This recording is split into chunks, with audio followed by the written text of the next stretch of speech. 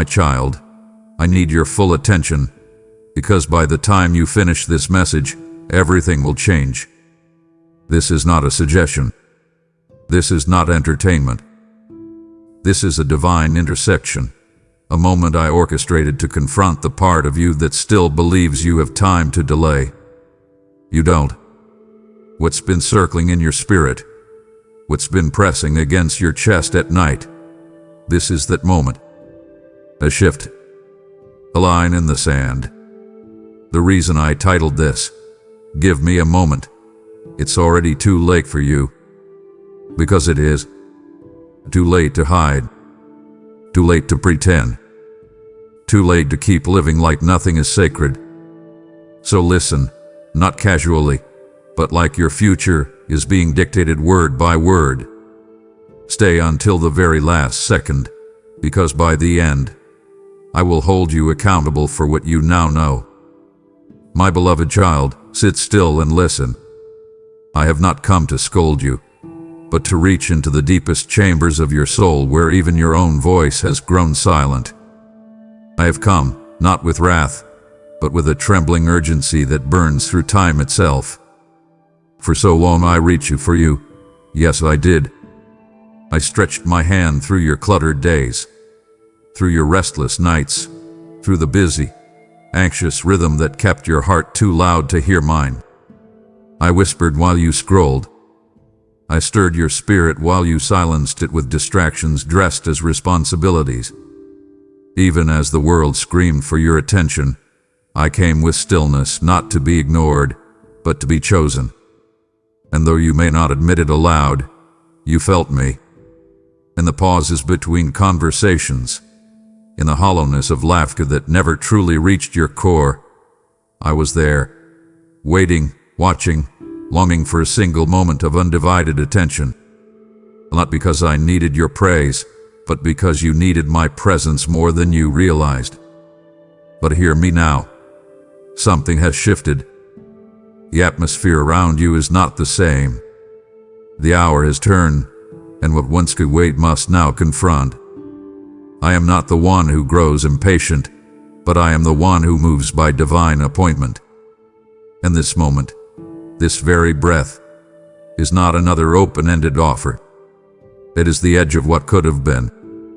While you danced at the borders of surrender, time did not freeze.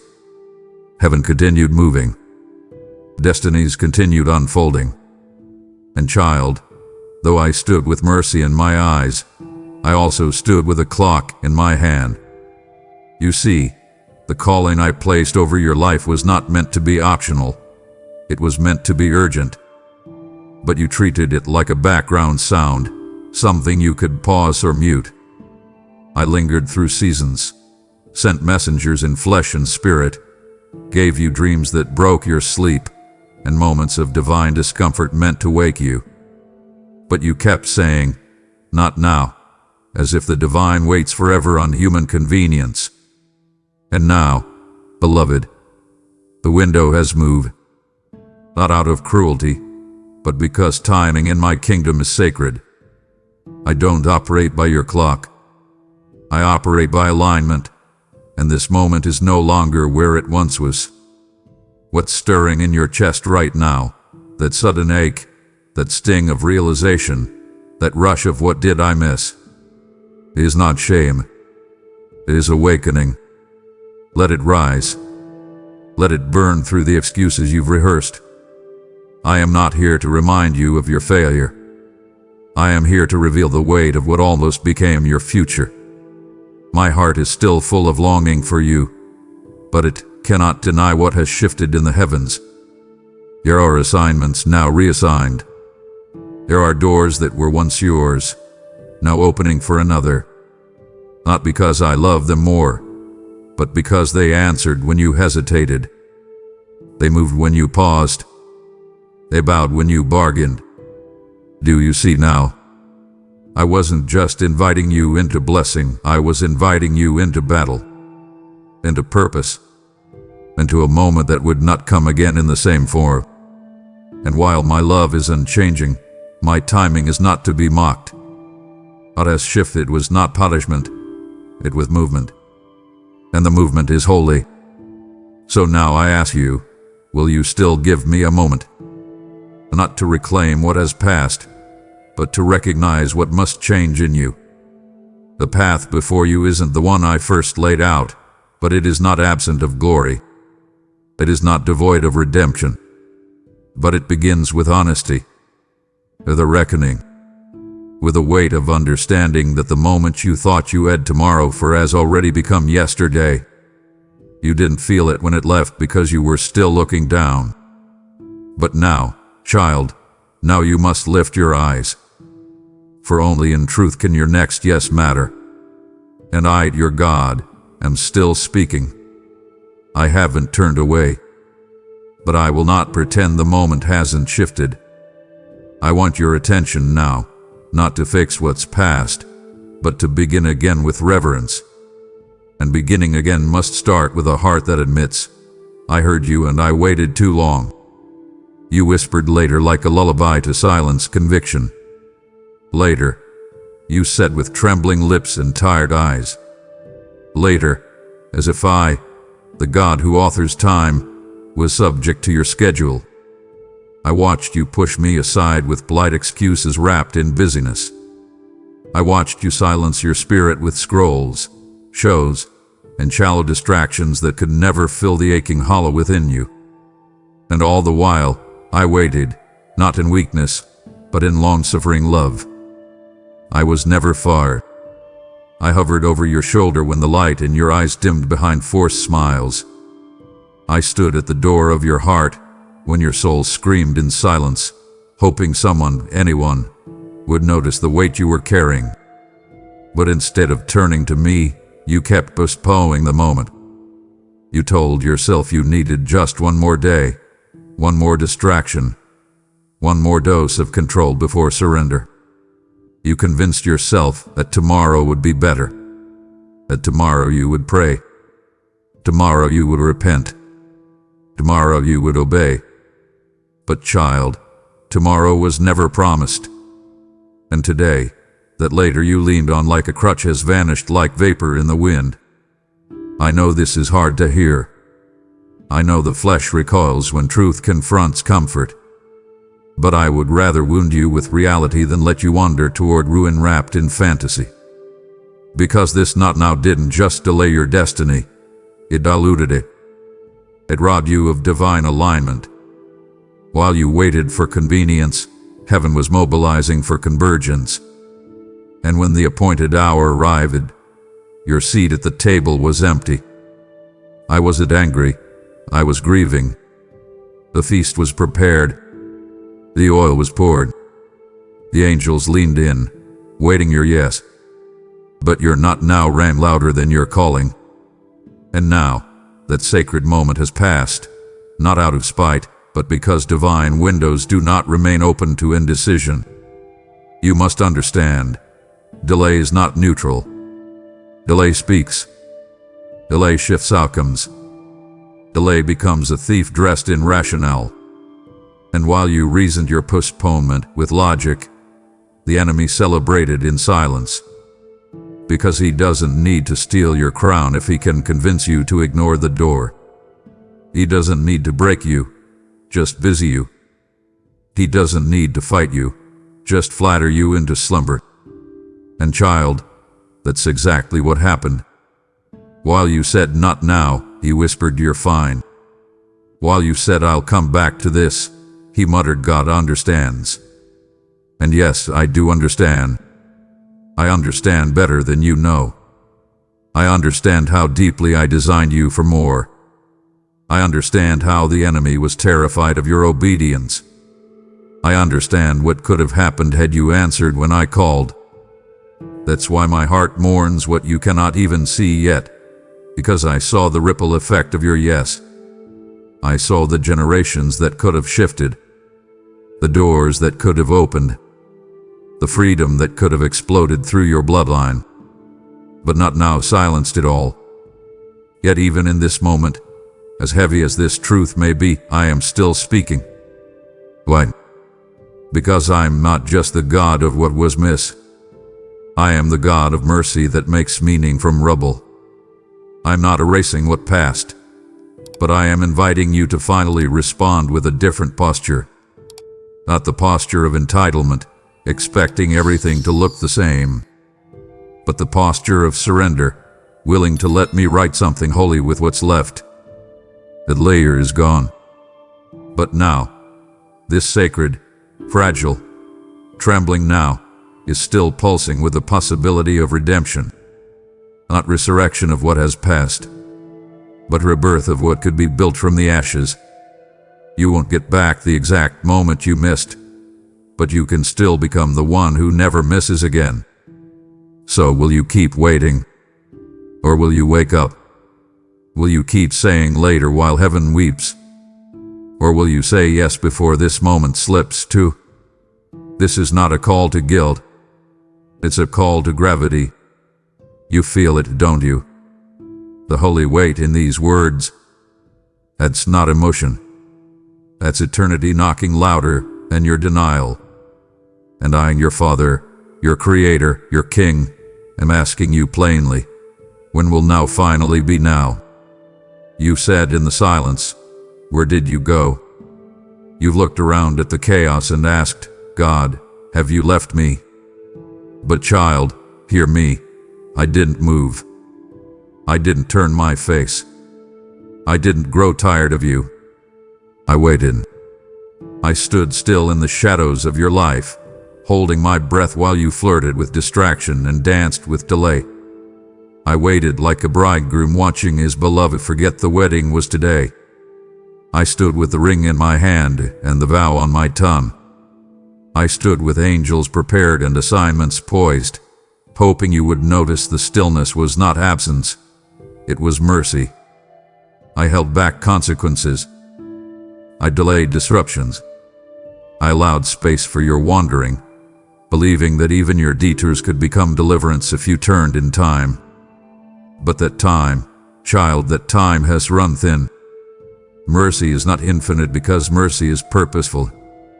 It is targeted, intentional, surgical in its timing.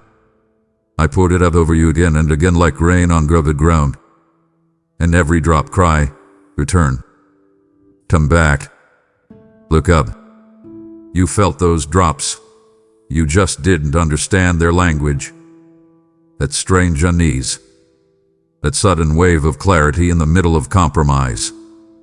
The ache in your chest when you tried to quiet your conscience. That was mercy calling. Mercy stretching. Mercy making room. And I, your God, did not abandon you in those moments. I surrounded you. I sang over you with songs no one else could hear. But mercy, beloved, does not wait forever. It is a door, not a wall. It opens wide for a season, but it does close. Not because I am cruel, but because love demands decision. Do you know what mercy feels like at its end? It feels like silence, but it's not. It's the shifting of seasons. It's the moment when protection lifts, not to punish you, but to let you feel what your choices have shielded you from all this time. It's not wrath. It's the removal of resistance. I'm not striking you down. I'm stepping aside to let the reality of your delay meet you face to face. And though it may feel harsh, it is still love. Because a love that never confronts is a love that never transforms. I am not cursing you. I am revealing you to yourself. Because you must see the edge to finally choose the center. You must feel the cliff to understand the cost. Even now, I hold no resentment. I hold no bitterness in my tone. Only a fierce longing. A holy ache. Because mercy wasn't just about sparing you from harm. It was about ushering you into holiness. Into wholeness. Into the purpose that trembles under the weight of your hesitation. And while this edge may seem final, it is not fatal. It is still formative, if you let it be. But you must come now. Not as a consumer of comfort, but as a carrier of covenant. You've come to the edge, child. Not because I've stopped loving you, but because I love you too much to let you live unaware that time moves whether you do or not. So stand here with me a while. Let the edge sober you. Let the silence humble you. And let this final mercy break the shell that pride built around your heart. I waited for you when others walked away. I waited when your own faith wavered.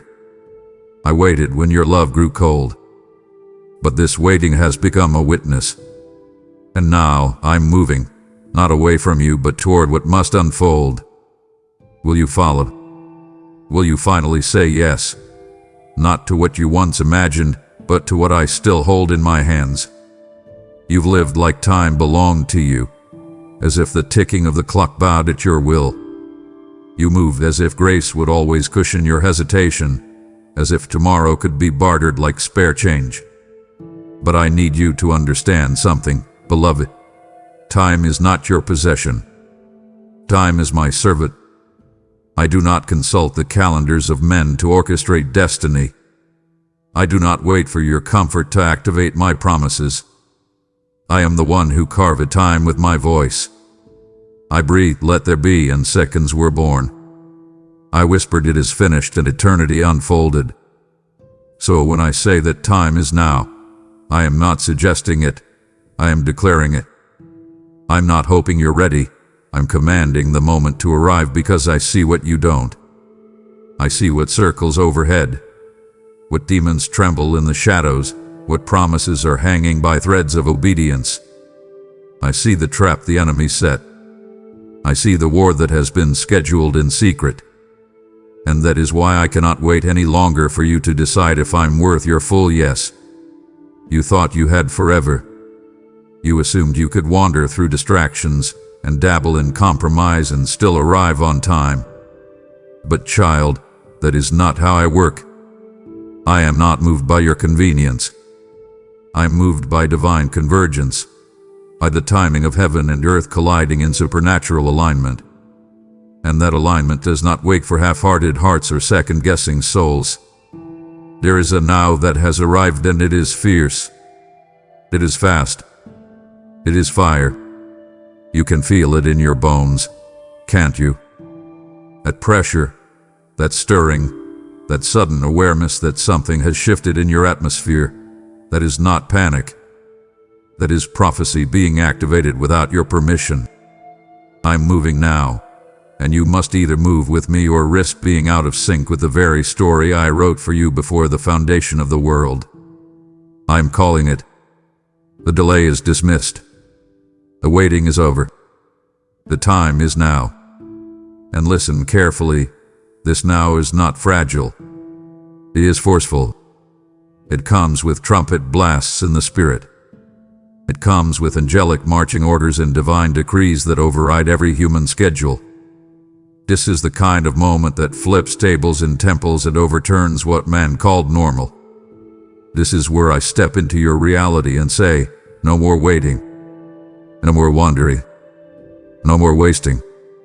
I'm not here to persuade you. I'm here to present you with truth that breaks illusions. You don't own the hour. You don't hold the keys to delay. You don't determine the weight of time. I do. And I say to you now, this moment carries eternal consequence. This is not another sermon, not another sweet word for comfort. This is a summons from the throne, a call that echoes across dimensions, a line drawn in the sand of your life. And I ask you, child, will you cross it? Or will you continue pretending time obeys your indecision? This moment is already sealed. The scroll is opening.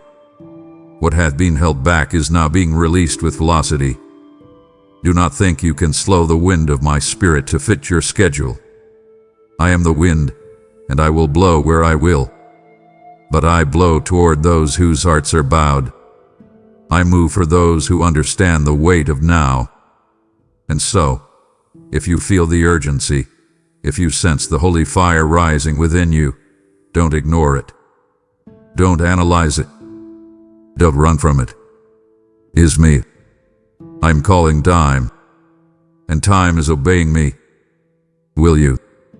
You kept asking for a sign, child, begging me to write it in the sky, to shout it from the heavens, to break through your day with thunder. But I was never fire. I was never silent.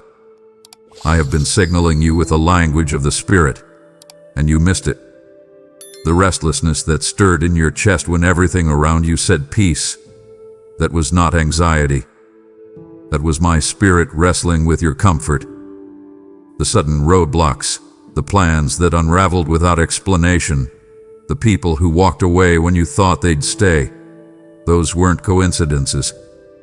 They were signs, divine signals, wake-up calls wrapped in discomfort.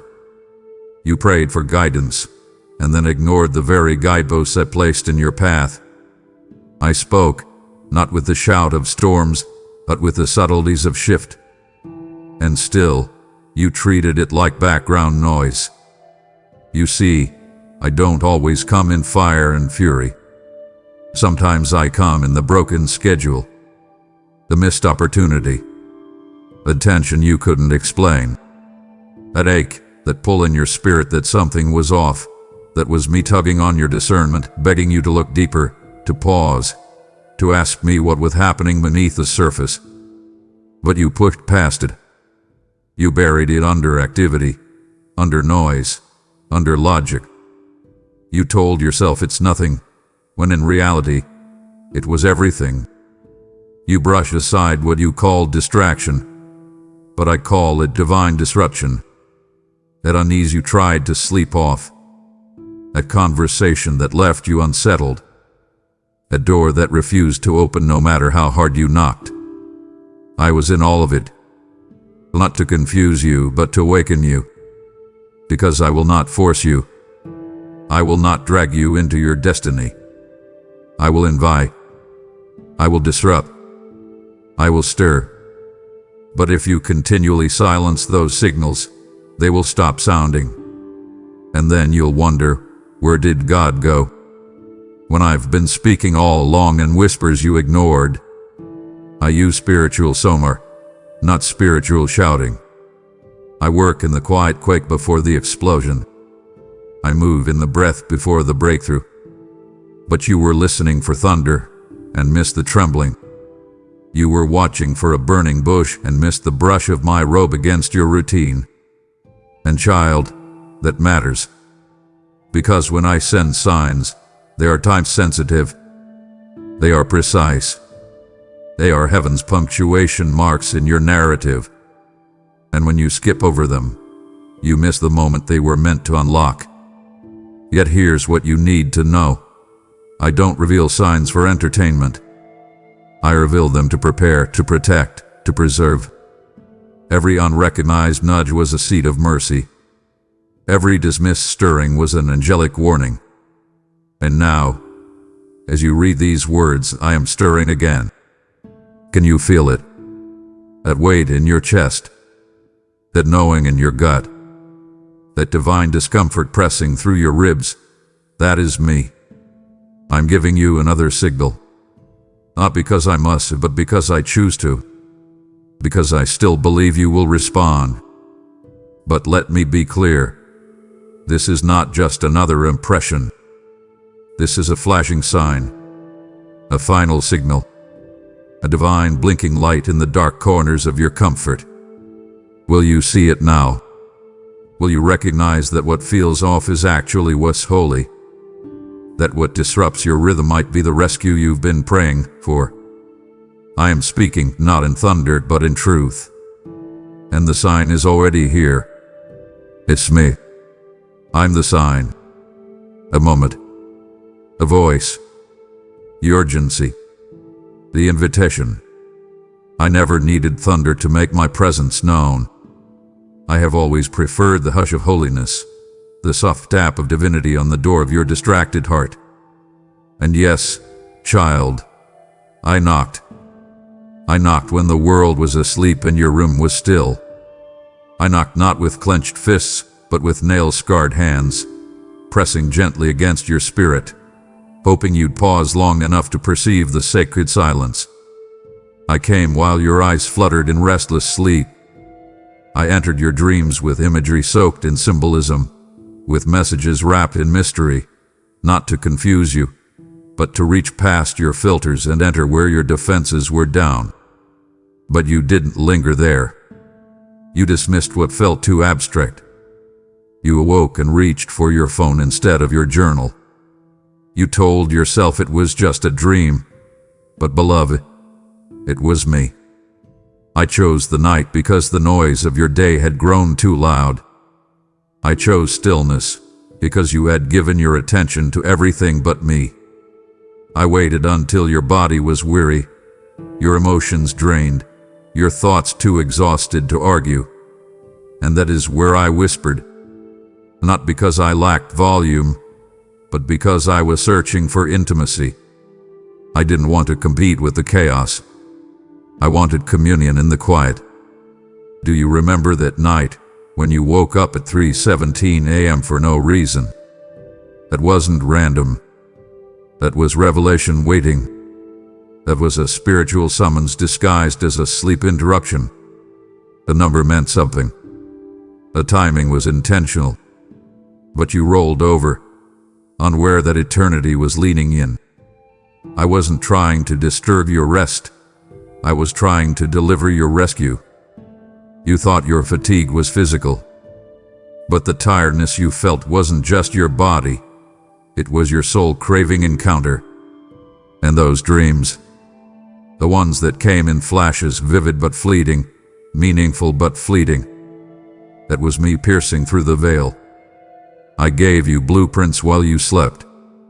I handed you warnings in metaphors. I sent angels into your dreamscape, not as figments of imagination, but as messengers of mercy. But you didn't write them down. You didn't sit with them. You brushed them off like sleep residue. And child, I say this not to shame, but to stir you. Those dreams were not decorations. They were directions. You prayed for me to speak. I did. But you were listening only for the dramatic. You asked for signs. I sent dreams. You begged for breakthrough. I delivered instruction in your sleep. But you didn't treasure it, so you didn't track it. And now, I must speak more directly, because the days ahead demand discernment, not distraction. I'm still speaking, even now. But I must speak louder, not because I've changed, but because your soul has been tuned to other frequencies. I am not asking for your perfection. I'm asking for your attention. I still knock. I still whisper. I still dream into your darkness. But child, please don't miss it this time. Sit with the strange. Dwell in the still. Lean into the language of the Spirit. Because what I speak in dreams today is what you'll need to stand in daylight tomorrow. I do not waste words, and I do not knock forever without an answer. Will you open the door this time? Will you rise when I call? Will you recognize that what you dismissed as sleep was actually sacred strategy? You saw silence and assumed I didn't care. You felt delay and believed I had distanced myself. But child, what you misunderstood as disinterest was actually deep, divine intervention. The waiting room you despised was actually a war zone I was protecting you from. The stillness you called stagnation was sacred shielding. I wasn't ignoring you. I was interceding for you. I wasn't postponing your promise, I was preventing your pain. You thought nothing was happening, but heaven was moving at full speed behind the veil. While you fidgeted in frustration, I was fortifying your future. Every delayed door was me saying, not yet, not there, not with them. Because what waited on the other side was dressed in opportunity but soaked in compromise. I delayed what would have devoured. I paused what would have poisoned. But now, child, now we've crossed into a different moment. Now, you've grown impatient with divine delay, and you've begun opening doors I never told you to touch. You've walked past the perimeter I placed to protect you. You ignored the gut checks. You silenced the unease. You labeled my weight as neglect, and so you made your own way. And in doing so, you stepped outside the circle of covering I built for you. And I need you to hear this with clarity, not condemnation. I do not bless what I did not build. I do not finance what I did not author. You are moving, yes, but without the oil. And child, movement without anointing is momentum that leads to burnout. You are no longer shielded by divine delay. You are exposed by self-directed speed. Let me show you what you missed in your rush. I wasn't saying no to your desire. I was saying not now for your protection. Because had I given you what you asked for then, it would have crumbled under pressure. Had I connected you to the platform you prayed for, it would have cracked your character. Had I opened that relationship, that opportunity, that dream when you begged for it, it would have cost you more than you were ready to carry. I saw the hidden snares. I saw the smiling faces hiding sabotage. I saw the blessings dressed in burdens. I wasn't withholding, I was wisely weighing what your soul could sustain. But now, in your demand for immediacy, you've moved without permission. You stepped beyond the boundaries I set in love. And still I remain here, waiting. Not to scold, but to salvage. Because even now, even on the other side of the line, I'm still able to reroute if you return. But it won't be without cost. It won't be without change. You must stop believing delay is denial.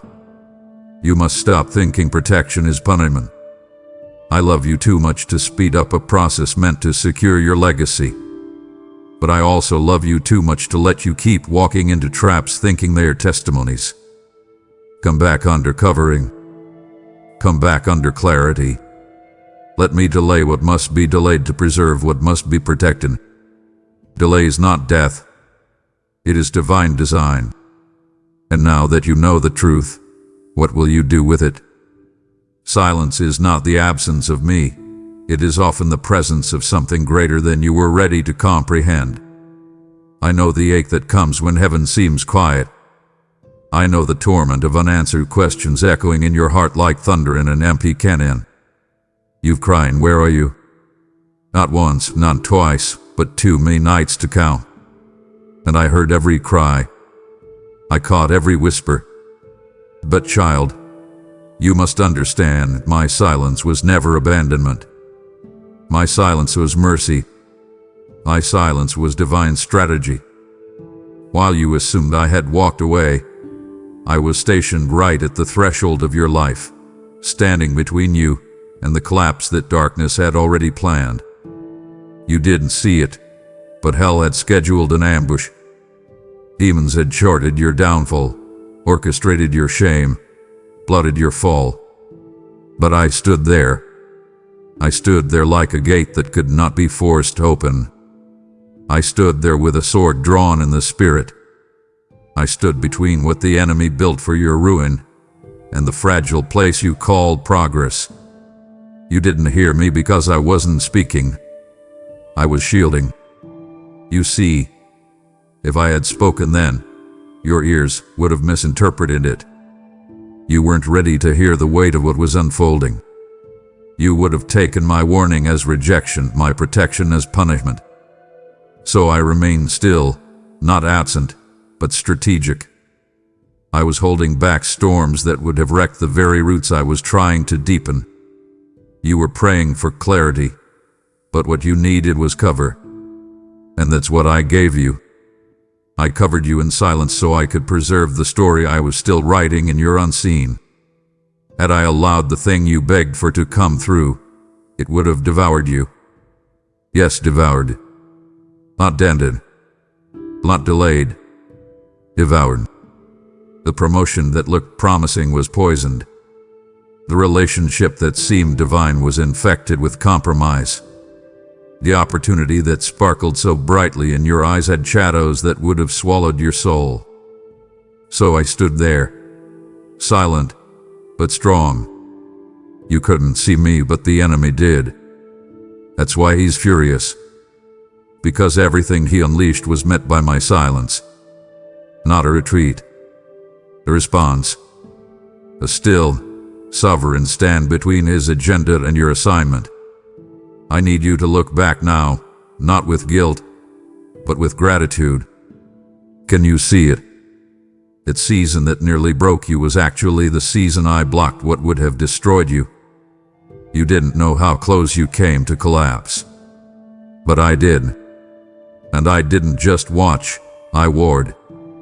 I waged war in silence so you could grow in grace. I pushed back demons while you thought I was distant. You cried in a quiet room, thinking you were alone. But child, my robe was already draped across the doorway. My hand was already on the latch, saying, not this one. Not today. Not now. Not my child. You mistook my stillness for indifference. But the stillness was strategy. And now, as I speak, I need you to redefine what silence really means when it comes from me. It means I'm preparing. It means I'm protecting. It means I'm pausing destruction until the vessel is strong enough to carry instruction. So now I ask you, can you trust me in the next silence? Can you sit still not in fear but in faith? Can you believe that when I grow quiet, it is not because I've walked away, but because I'm walking the perimeter, guarding what you cannot yet handle, sealing what the enemy cannot steal? Don't despise the quiet anymore. Sanctify it, because I, your God, am often loudest in the moments when I say nothing. And if you listen with your spirit, not your ears, you'll hear the thunder of my protection in the stillness. I never left.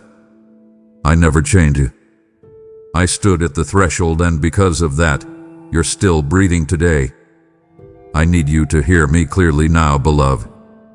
What you are feeling is not my anger. It's the aftermath of avoidance. It's the echo of a door that once stood wide open, now slowly shutting. You thought the door would always remain, didn't you? That it would swing endlessly on the hinges of mercy and wait patiently for your pace to match my call. But that's not how my kingdom works. I am not a vending machine of grace. I am a God of seasons. And every divine door is pregnant with purpose and governed by time. When I open a door, I open it not just to bless you, but to align everything around you. I synchronize people, atmospheres, assignments, resources, even the wind. I don't just open doors, I orchestrate moments. And when those moments arrive, they require movement. I demand recognition. I cry out for urgency. But you lingered. You watched.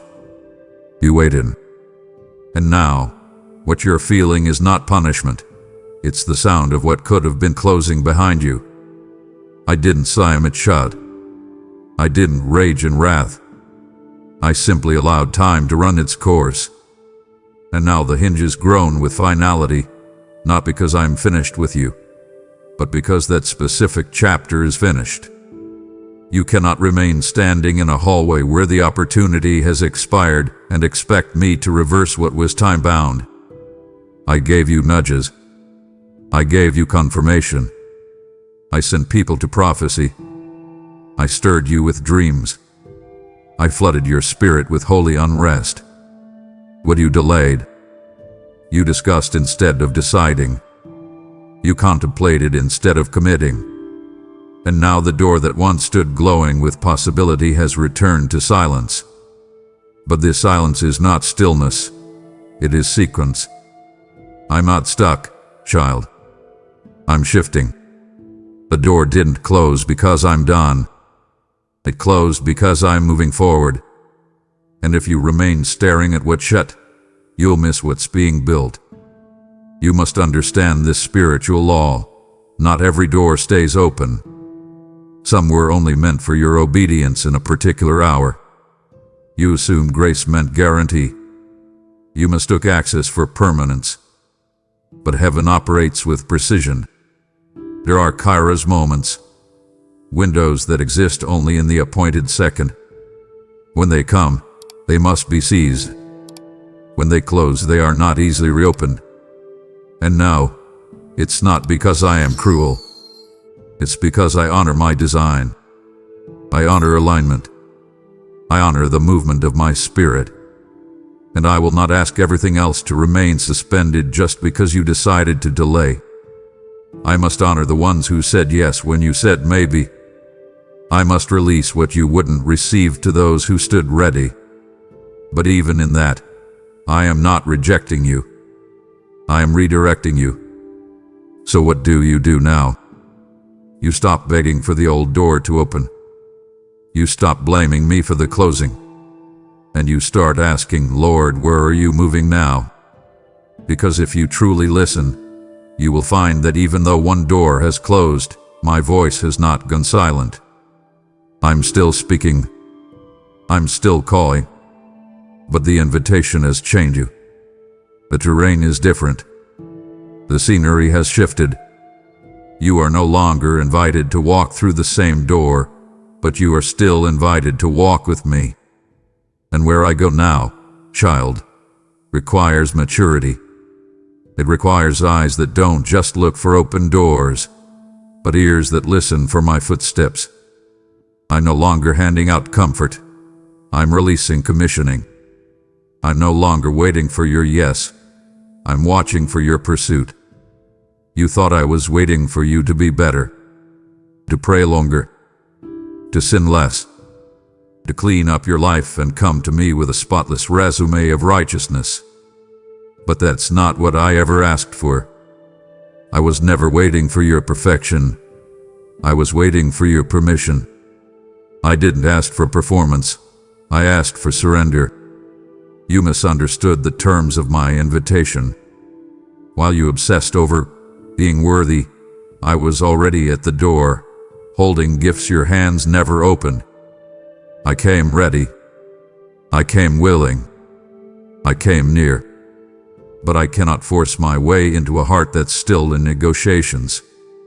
You kept me outside, child, not out of rebellion but out of reluctance. You wanted me to come in quietly, to blend into the background, to bless your decisions without challenging your direction. But I'm not a background blessing.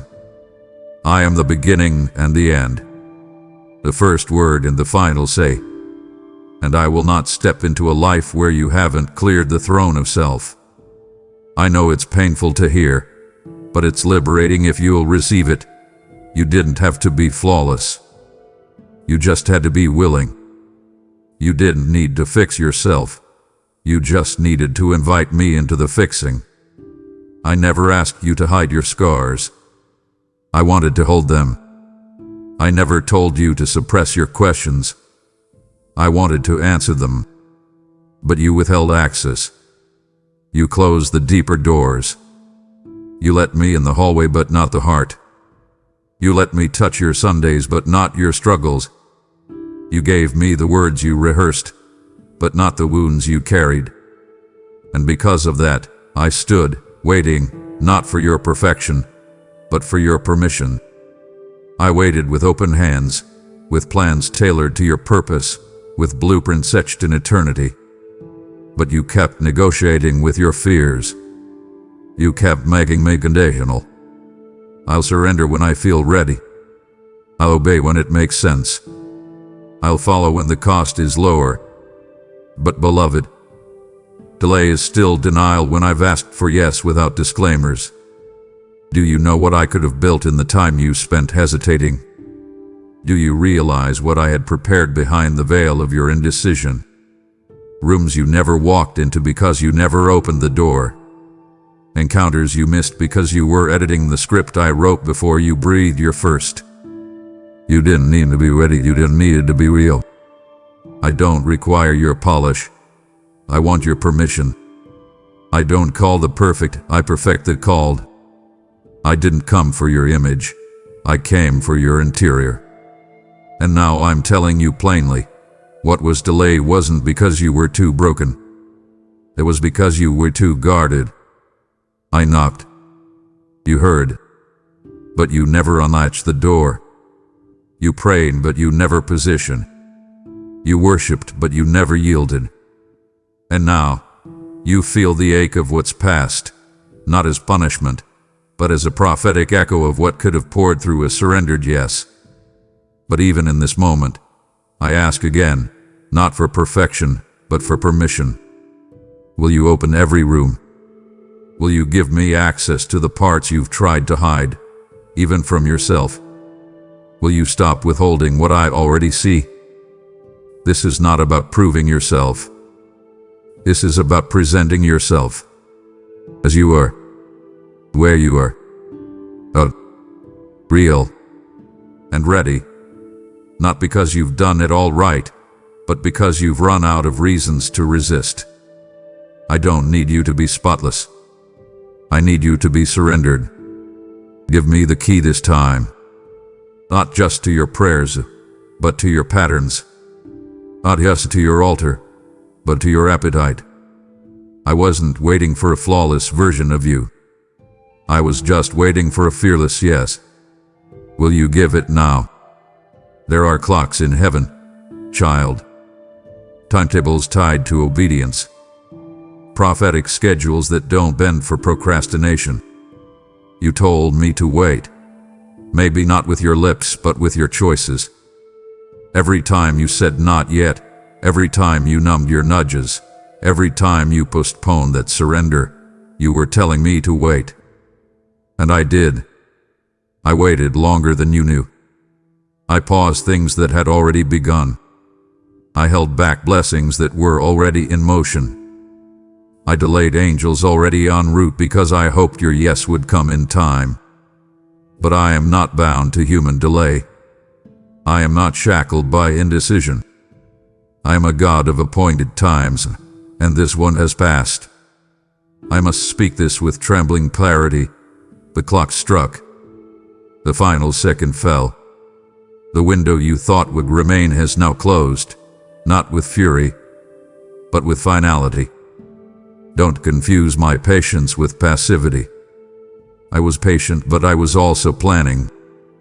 I was building for a specific moment, a precise intersection in time when your heart, your healing, your purpose, and your provision would collide.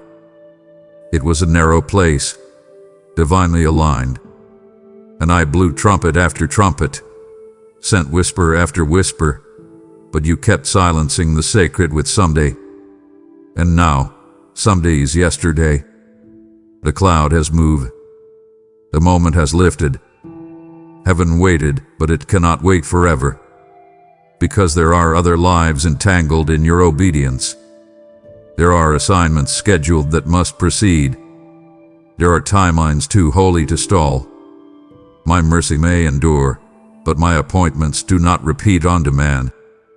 And now the time you took for granted has turned into testimony, not of failure, but of truth.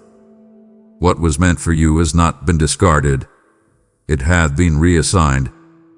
Because I will not allow the obedience of others to be delayed by the hesitation of one. I will raise up another if I must, not to replace your value, but to fulfill my vision. And yet, I do not say this to shame you. I say it to awaken you, to show you that divine moments are not held hostage by our indecision. You asked for more time, but you didn't understand time is a servant to my will, not yours. And when the bell of heaven rings, it doesn't wait for your schedule to align. It waits for your surrender to activate. But now, that bell has rung. The moment has passed. And the weight you feel isn't punishment. It's the vacuum of opportunity removed. So what now? You turn your heart. You drop your pride. You repent, not with weeping only, but with wisdom. You ask me not for what was, but for what still remains. You don't beg for the clock to reverse. You align yourself with what I'm doing next. You stop watching the closed door and start preparing for the next assignment. Because, child, While one clock has struck file, I'm still writing your story. I'm still unfolding redemption in places you thought were ruined. But this time, move when I whisper. Obey when I blink. Say yes when the moment breathes. Because clocks in heaven do not tick to entertain, they tick to align. And I need your spirit to start hearing time the way heaven does. Not as an endless resource, but as a sacred rhythm. And when you align with it, you will find me again. Not in delay, but in destiny. You assumed I was still because I had nothing to say.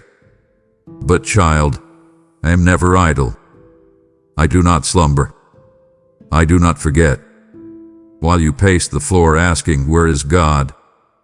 I was behind the veil, gathering every cry you never dared to pray aloud.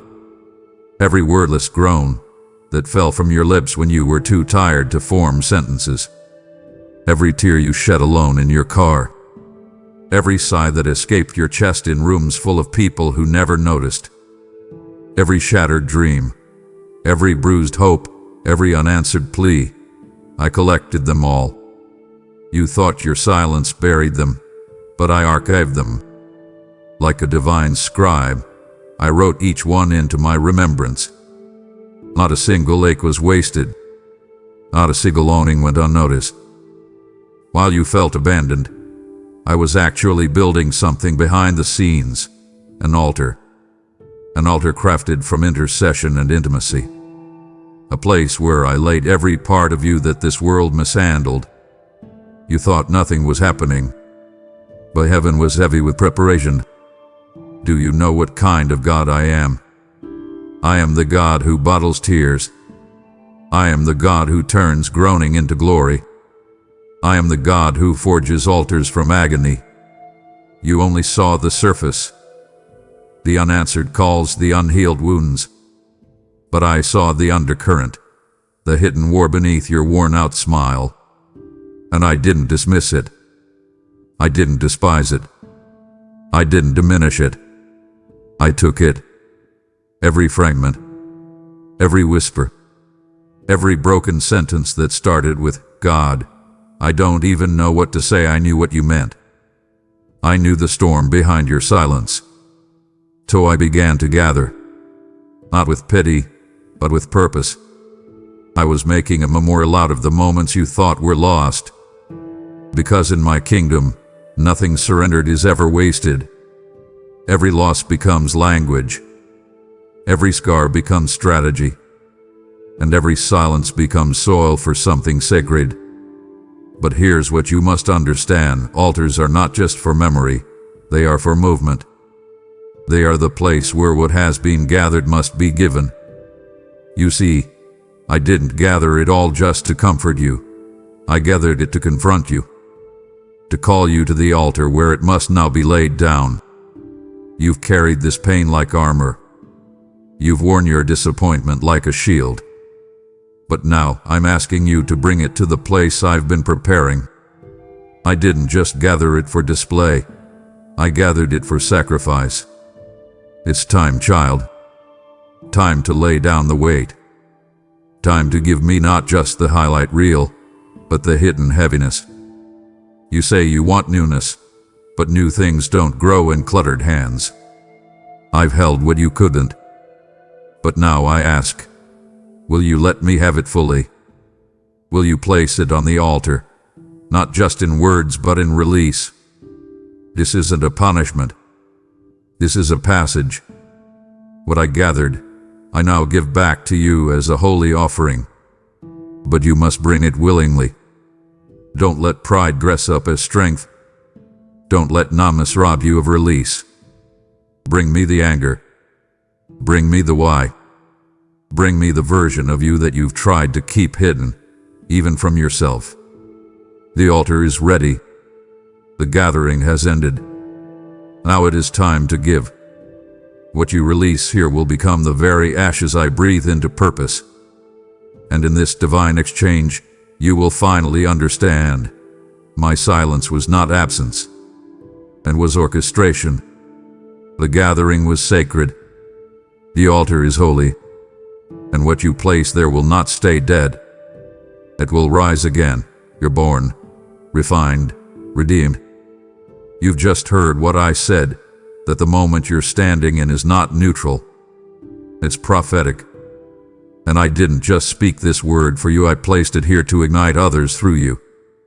When you pour into this mission, through a super thanks, membership, or the seed you sow through PayPal, you are releasing oil into the lamps of souls still wandering in the dark. You're not given to content, you're given to kingdom kabutin. As it is written, the generous will prosper. Those who refresh others will themselves be refreshed. Proverbs 11:25. Child, this is your moment to multiply the word I've given, to let it flow like a river into places your feet will never walk. I've positioned this ministry as good ground, and the harvest will not be delayed. Go now. Sow with faith. Give into fire. How many times did you feel the nudge? That divine tug in your chest, that quickening in your spirit, that flash of clarity that pierced through the fog. That wasn't coincidence. That was opportunity knocking. And not just any opportunity. It was heaven wrapped, destiny sealed, eternally timed visitation. You felt it when you brushed it off. Later you said, I'm not ready yet. You postponed the promptings. You rationalized the interruptions. You assumed that what came once would come again. But child, opportunity is clothed in time. And time is not your servant. It is mine. And I do not permit it to linger indefinitely where obedience has stalled. What you thought was casual delay was actually costly denial. Because every divine opportunity carries an expiration date, not out of cruelty, but out of covenant. I align moments with mission. And when you ignore the moment, the mission shifts. But with once you have become someone else's assignment. I'm not telling you this to condemn. I'm telling you this because I love you too much to let you live in illusion. You thought you could circle back when it was convenient. You believed that doors would remain, that opportunities would orbit until you were ready. But I am a God of forward movement. I walk with fire in my steps and timing in my breath. And I cannot hold everything in place for your indecision. The windows I open are sacred. They are miracles in motion. When they appear, they demand urgency. When they knock, they must be answered. And now, I must tell you, the garment of that opportunity has shifted. It has moved on. The knock you once heard has grown faint. The invitation you ignored has been placed in new hands. Not because I stopped loving you, but because I must keep building what I promised. And I only build with what is yielded. You may ask, will another chance come? And my answer is this. I am the God of redemption. I am the restorer of ruins. But what you had, the specific opportunity crafted for that hour, it will not return in the same form. It was tailor-made for who you were called to be then. It matched a season, a configuration, a divine orchestration that can't be duplicated. Yes, I can write new stories. I can create fresh paths. But the one you postponed will remain what it was, a missed moment in time. You must stop romanticizing delay as harmless. You must stop treating obedience as optional. When heaven knocks, it does not knock forever. When I call, I do not linger in indecision. I am not a passive suitor. I am a king. And my invitations are not casual. They are covenantal. But listen, this is not the end of your usefulness. It is the beginning of your awareness. You now know the cost of delay. You now understand the holy weight of moments mismanaged. And if you will humble yourself, not in shame, but in sobriety, I can still build something glorious with what remains. You must be quicker this time, more tender, more attuned. The next knock may come softer, the next moment more subtle. But if you're watching, if your spirit is bound low and your ears are alert, you will hear it. And when it comes, answer it with trembling. Don't delay. Don't debate. Don't demand confirmation after confirmation. When you feel me move again, run. Because opportunity wears time like a cloak. And when it enters your space again, I want you to be clothed in readiness, not regret. You cried out to me, Lord, just show me. Just give me a sign, and I'll obey. And I did. Over and over again, I sent confirmations wrapped in conversations, in scriptures that leapt off the page, in dreams that lingered longer than your morning breath. I whispered through strangers. I thundered through closed doors. I aligned divine encounters at just the right time. I even gave you the very words you asked for, the impossible confirmations that you thought I wouldn't notice. And yet when the moment came to move, you paused. When the time came to obey, you analyzed. When the door opened, you hesitated, not because you didn't believe it was me, but because deep down, you still wanted to be in control. You wanted my direction to feel safe. You wanted your yes to come with guarantees. You wanted obedience that didn't cost comfort. But child, I never promised clarity before surrender. I promised presence in the unknown. You must hear me now. I will not keep sending signs to compensate for unwilling hearts. I am not a performer. I am not a God to be summoned for spiritual entertainment. I give signs not as a substitute for trust, but as invitations into it. When you ask me to prove it's you, and then still resist my leading, it is no longer doubt. It is disobedience. And yes, I say this to awaken, not to shame. Because the signs were never meant to carry the weight of your calling. Your faith was. The confirmation was not the foundation. I am. You say, God, give me more signs. But what you really mean is, God, give me more control. And that control has become your idol, your safety net, your condition for obedience. But beloved, obedience is not obedience if it must be pre-approved by your comfort. I will not compete with your logic. I will not out-argue your anxiety. I will not negotiate with a fear-wrenched faith. I call you to follow, not because you see it all, but because you trust the one who does. You didn't lack confirmation. You lacked completion. You started well. You believed for a while. But when the path turned foggy, you pulled back. You interpreted the unknown as danger. But I never lead through certainty. I lead through presence. And if you always need another sign before you move, you'll become paralyzed by the very thing meant to propel you. You'll become addicted to evidence instead of anchored in my essence. And child, that is dangerous, because the enemy, too, can mimic signs. He can arrange moments that look like answers. He can speak in half-truths that resemble clarity. That is why I need you rooted in me, not just in manifestations. Because signs can stir the spirit, but only surrender secures the walk. So now I ask you plainly, will you keep waiting for another sign? Or will you remember the ones I've already given? Will you finally release the grip of control and step into the wild waters of faith? The kind of faith that doesn't demand details. The kind that doesn't require a safety net. The kind that says, even if I don't feel ready, I trust you are.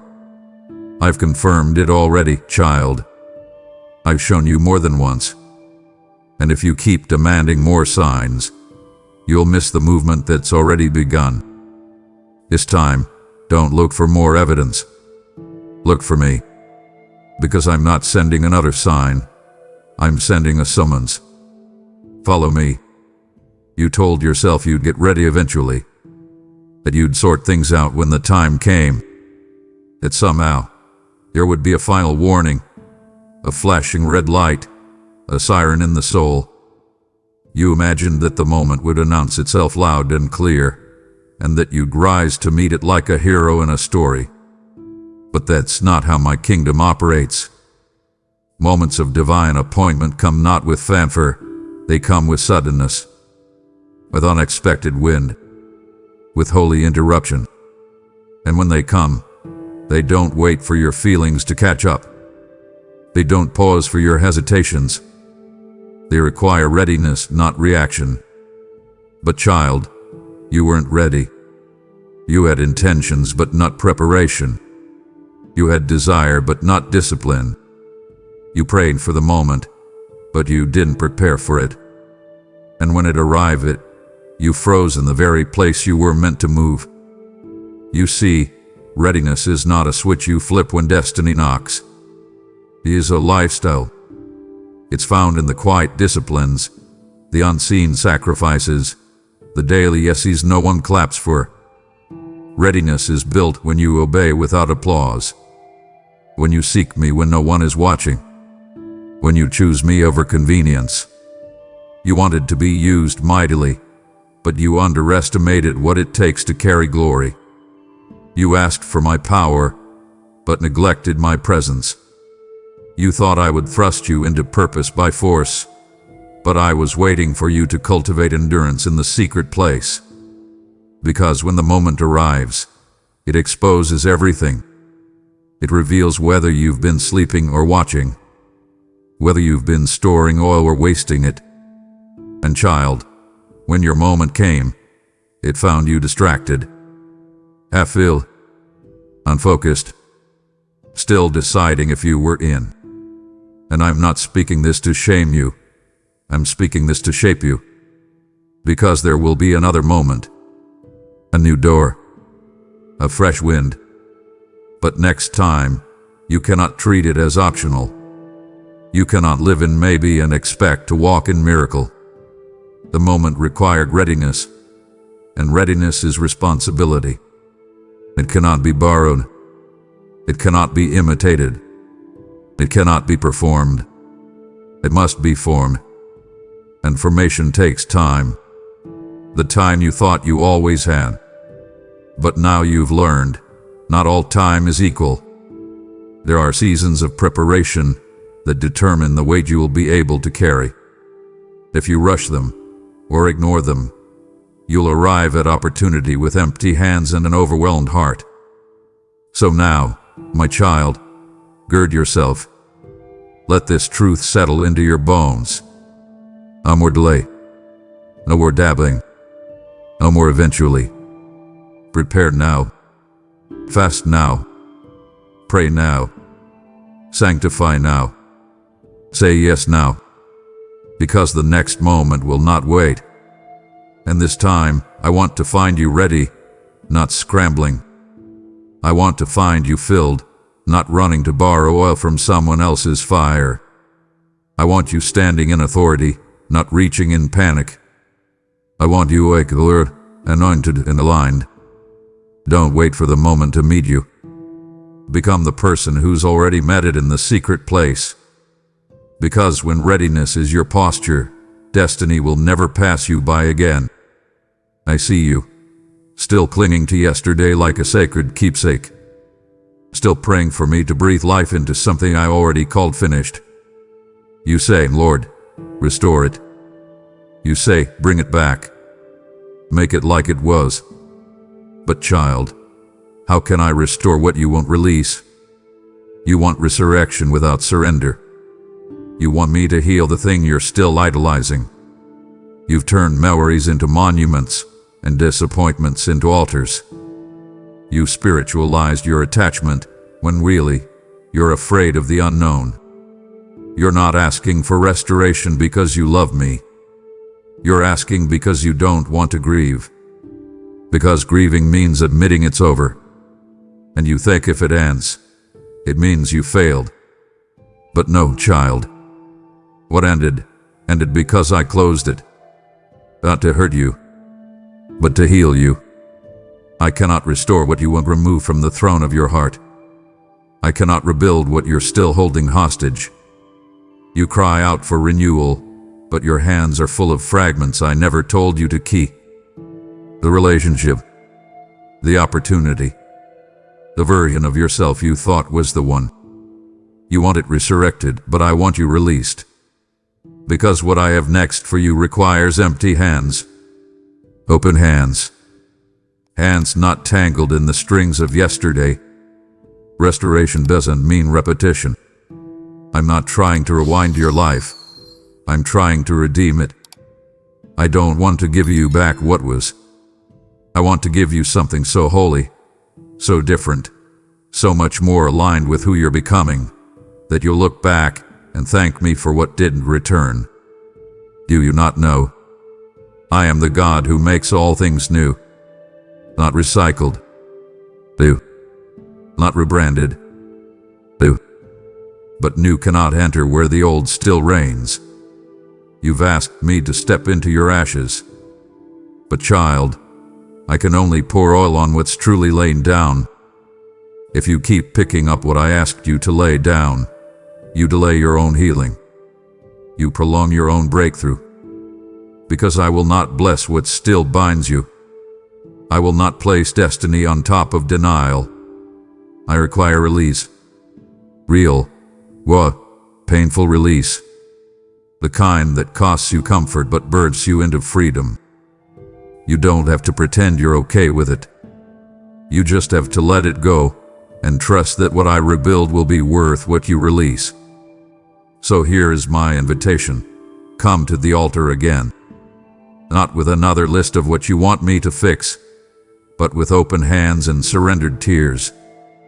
Come not to demand revival of the old, but to receive revelation of the new. And when you do, I will move. I will restore in ways that redefine you, but only when you release. Because I will never drag resurrection into a place where you're still trying to breathe life into what I've already buried. Let it go, child. Let me have it, all of it, and watch me do what only I can do. You judge the season by what you saw, and because you saw nothing, you assume nothing was being done. But beloved, my most powerful work has always happened in silence. While you were waiting for fireworks, I was pouring concrete.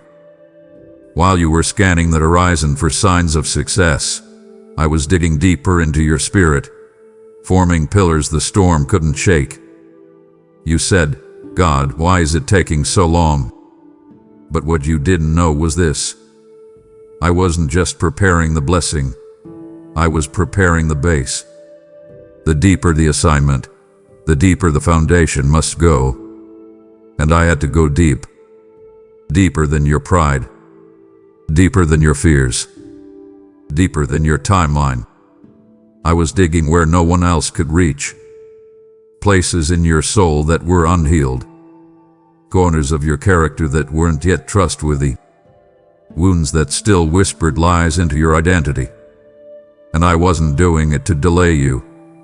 I was doing it to secure you. Because a shallow foundation cannot carry a heavy anointing. And what I've called you to carry is not light. It's not casual. It's weighty with purpose. It's eternal in consequence. And I refuse to crown someone who will crumble under the weight of glory. That's why I dug so long. It's why I let the silence stretch. I wasn't punishing you. I was preparing you.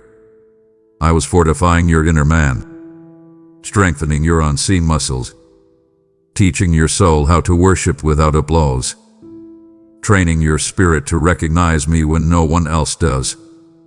And you thought I was doing nothing. You mistook depth for delay. You called silence a curse when it was actually sacred construction. And now I need you to see it. I need you to reframe the season you've resented.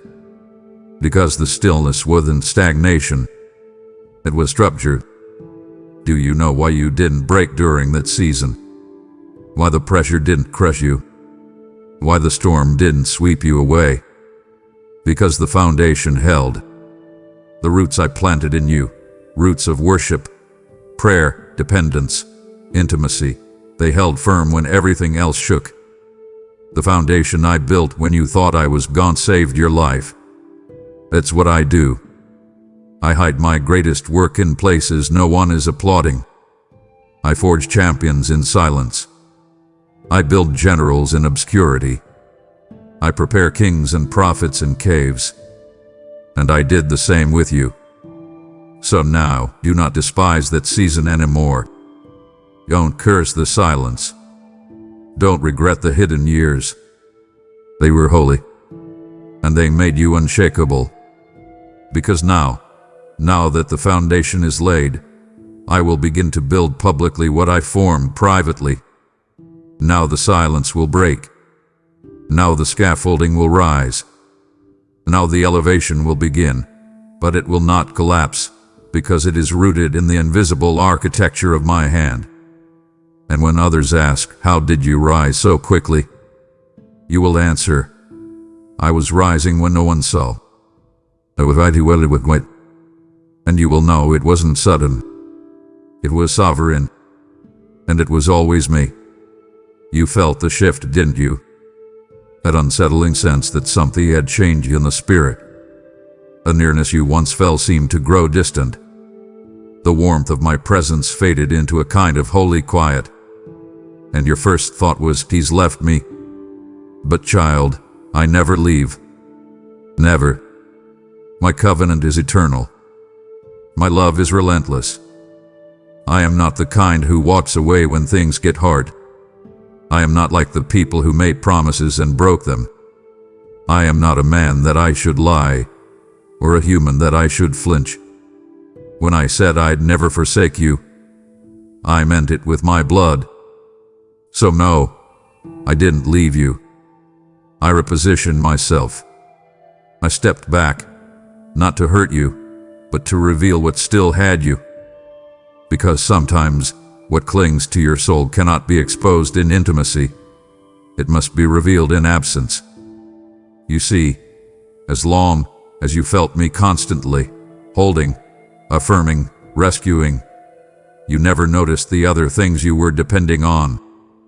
The crutches, the coping, the counterfeits, the pride that masqueraded as self-sufficiency, the fear that pretended to be discernment, the control you called coin. But when I pulled back, just slightly, just long enough, it all began to surface. The false comforts came out. A true condition of your trust became clear. What you reached for in the absence of my nearness revealed what truly ruled your affections. And I allowed it, not to condemn you, but to cleanse you. Because what I'm building with you cannot survive divided loyalty.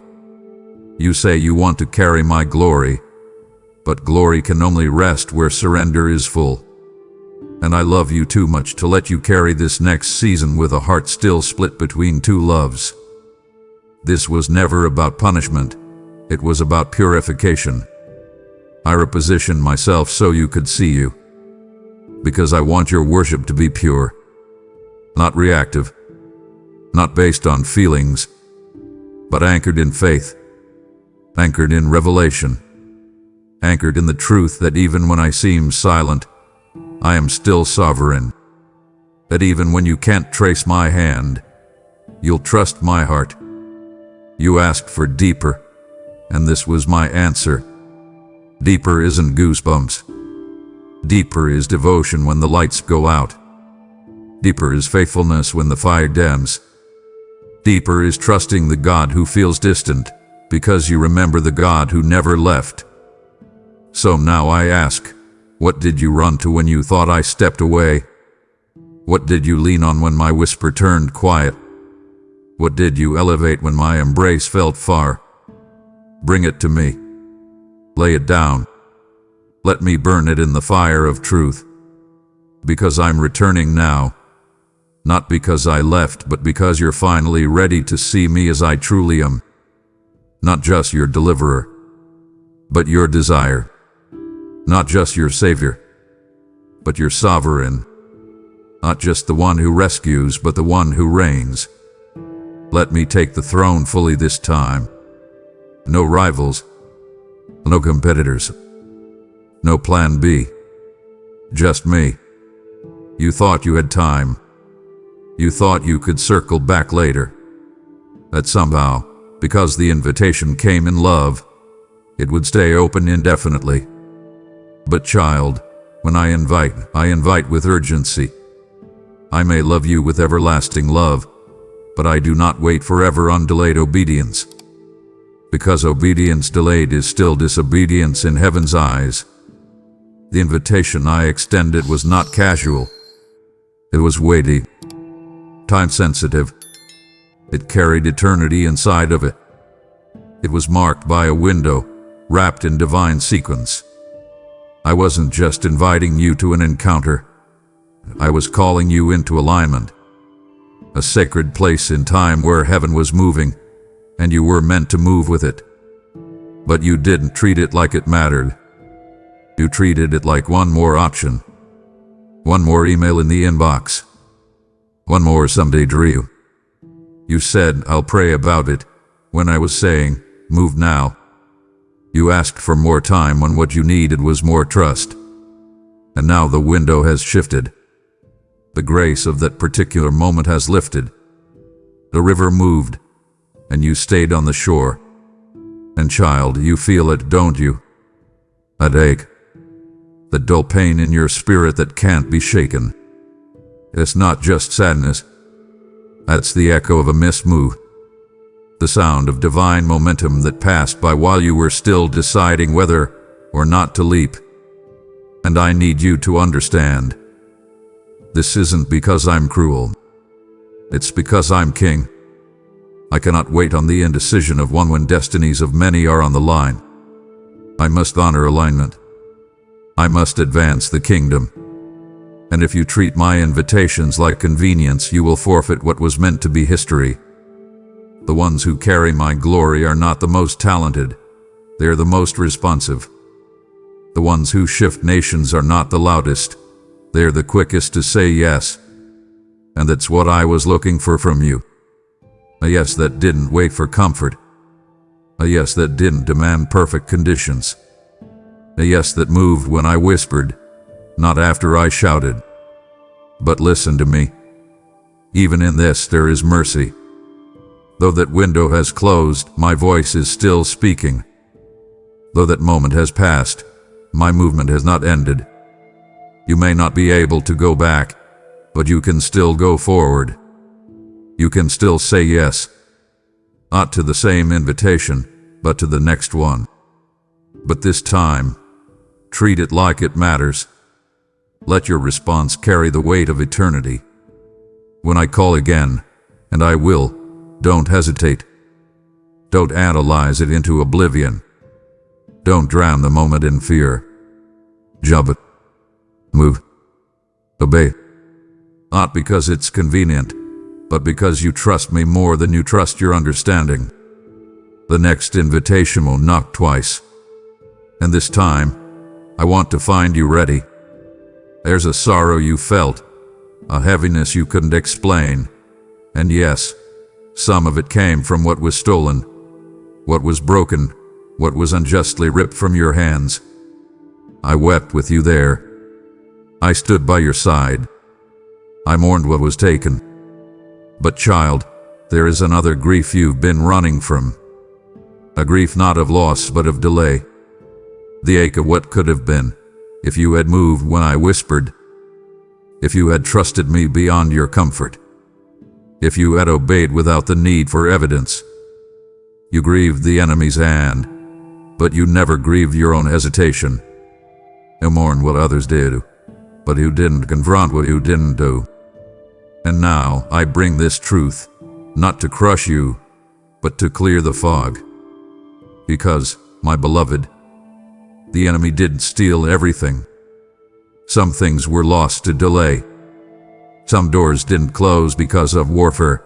They closed because of waited too long. And I need you to see it.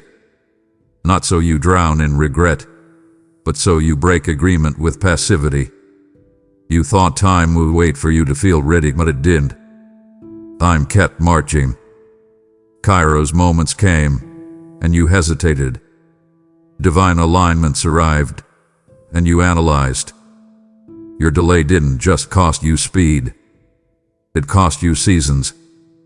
And yes, you can still be used. Yes, I still love you. Yes, my grace remains. But there is a difference between loss and forfeiture. One is caused by enemies. The other is caused by hesitation. And only when you grieve the delay will you start living with the urgency you were meant to carry. You see, I never designed you to live casually. I placed fire in your bones, a trumpet in your voice, an urgency in your spirit. But you muted it with logic. You let the fire cool because it made others uncomfortable. You downplayed your call to make room for acceptance. You buried your burden beneath a pile of excuses. It's not the right time. But if I fail, I'm still figuring things out. But child, I gave you instructions, not suggestions. I gave you assignments, not ideas. And every time you paused what I breathed, you partnered with delay. And delay became your normal. Until you couldn't tell the difference between divine timing and disobedient waiting. But now I call you out of that fog. Now I shine my light on the corners you tried to ignore. I am not doing this to shame you. I am doing this to set you on fire again. To burn away the comfort that cost you calling. To baptize you in holy urgency. To reawaken the prophet inside you. The dreamer you silenced. The warrior you put in a waiting room. I want you to grieve it, not with hopelessness but with repentance. Let the tears fall, not for what was stolen, but for what you refused to move on. And when the tears come, I will meet you with them. I will begin to redeem the delay. I will breathe on what remains. But only after you see it for what it was, not just a season you missed, but a moment that marked you forever. You spoke those words so many times. I'm just waiting on God. But child, if only you could have seen what I saw.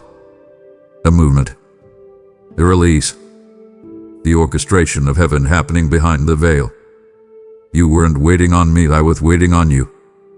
I had already given the word. I had already shifted the atmosphere. I had already sent the provision ahead. But you stood still, cloaking fear in spiritual language. You called hesitation discernment. You labeled passivity as patience. But I must tell you this plainly. The river of my will was moving, and you were behind. Not because I left you, but because you didn't follow when the cloud moved. You were still seeking confirmation when I had already released commission. Still asking for peace when I had given a command. My spirit had already stirred the waters, but you didn't step in. And yes, I am merciful. Yes, I am kind. But I will not rewrite what you refused to walk out. I will not pause heaven's movement for your comfort zone. I am not slow. I am precise. And I was on time. You, my beloved, were late. And now the ache you feel. That sense of being off rhythm, out of sync. That's not confusion. That's conviction. That's the spirit of truth sounding the alarm in your spirit, saying, catch up. Realign. Move now.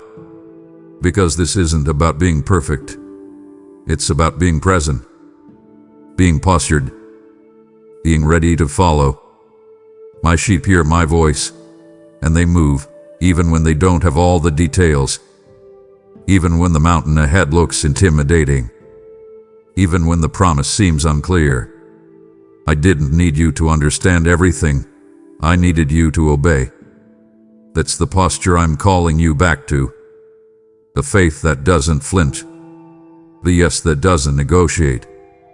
The obedience that doesn't require constant validation. Because, child, heaven moves with precision. And I need you to match heaven's pace, not ask heaven to match your hesitation.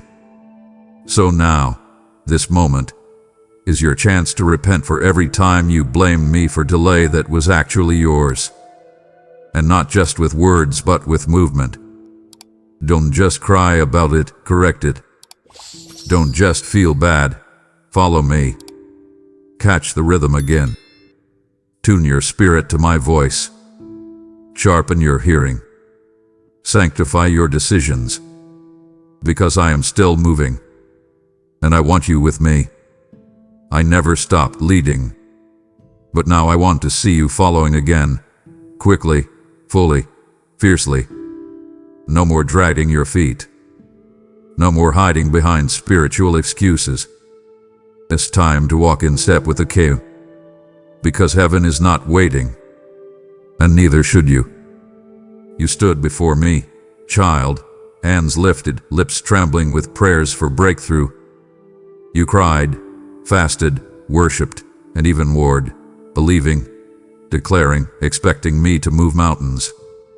And yes, I heard every word. I saw every tear. But what you didn't know was that the door you wanted to open on the outside required a door to open on the inside first.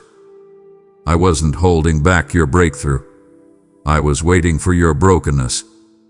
Not the brokenness that comes from tragedy, but the kind that comes from surrender, from humility, from laying your whole heart bare before me. Not the polished version, not the practiced faith, but the real you, the fragile, frightened, flawed you. Because, child, breakthrough is not magic. It is not a reward for shouting louder or working harder. Breakthrough is a byproduct of yieldedness. It is born in the hidden places where you collapse before me, not in despair, but in divine dependence. You wanted me to open the next chapter, but you never let me rewrite the current one. You asked for power but resisted pruning. You desired miracles but avoided meekness. I am the God of resurrection, yes, but only after death. Only after surrender. Only after the seed falls and breaks open in the ground. You kept your heart locked behind religious habits and survival patterns. You prayed for more of me, but wouldn't give me all of you. And I cannot fill what you refuse to empty. So I waited. Not because I'm cruel, but because I'm committed. Committed to giving you me, not just my gifts. And I knew, if I gave you breakthrough before brokenness, it would have broken you. It would have inflated pride. It would have reinforced the illusion that you can control outcomes while withholding your interior. But child, your destiny is too holy for shallow roots. The doors I've designed for you aren't just wide, they're weighty.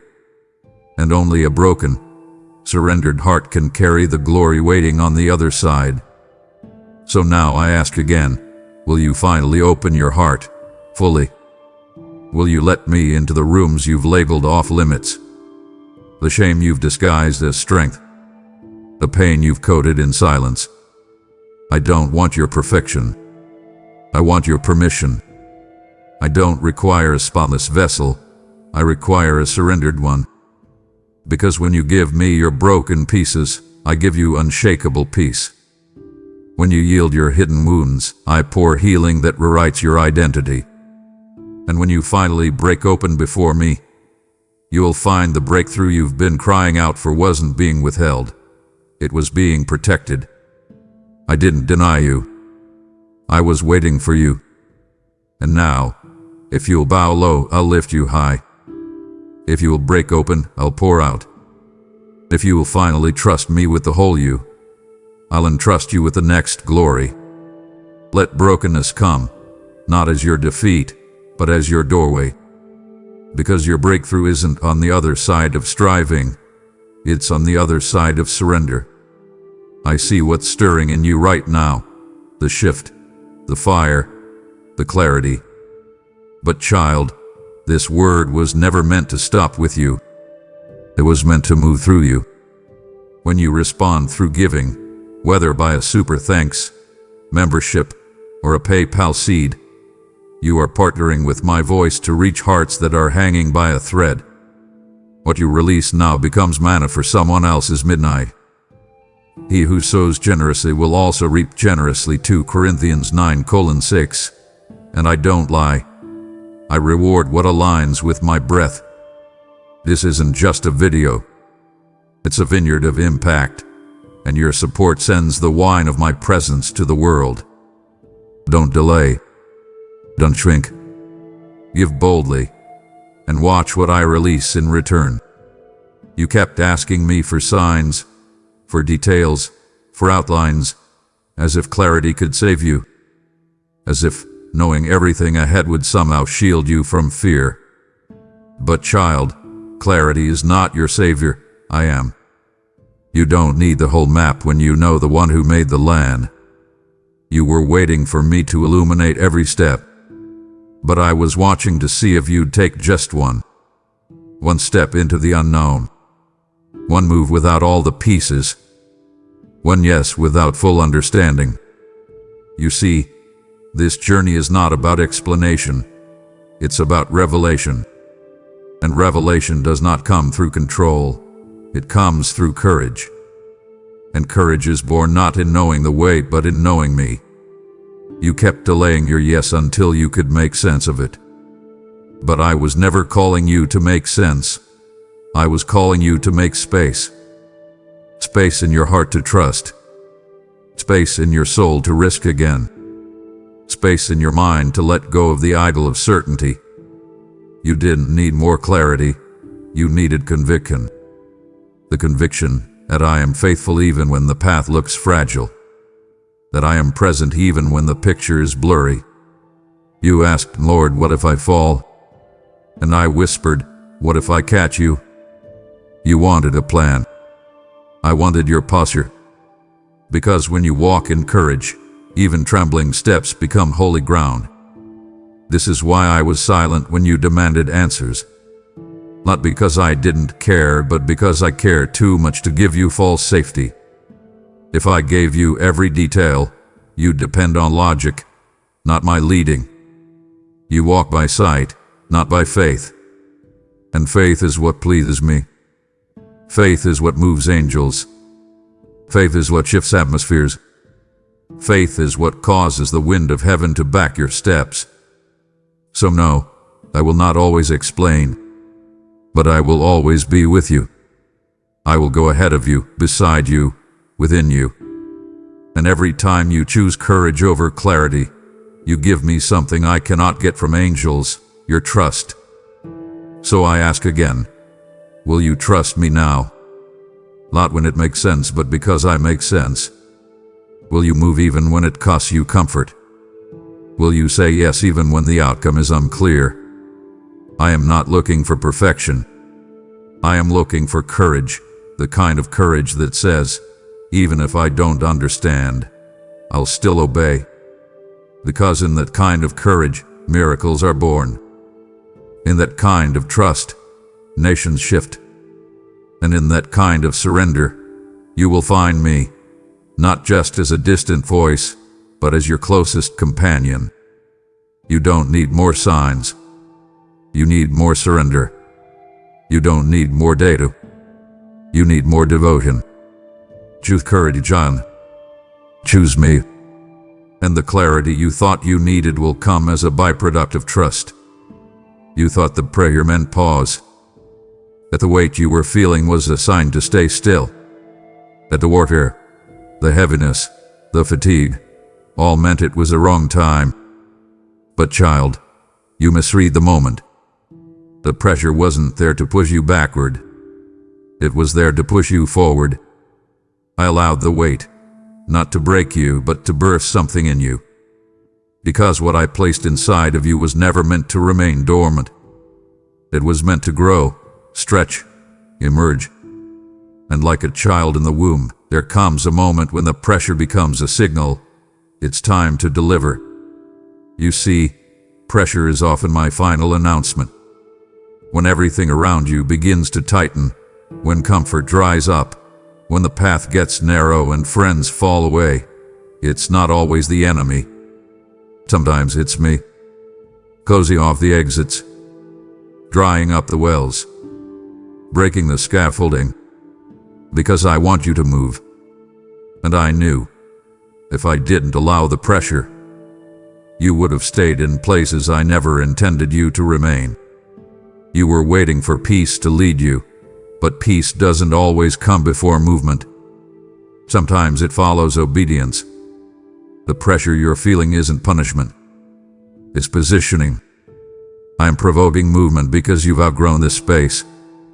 Spiritually, emotionally, prophetically, you are too large for the room you're in, and I won't let you shrink to stay. But here's where I need your heart to awaken.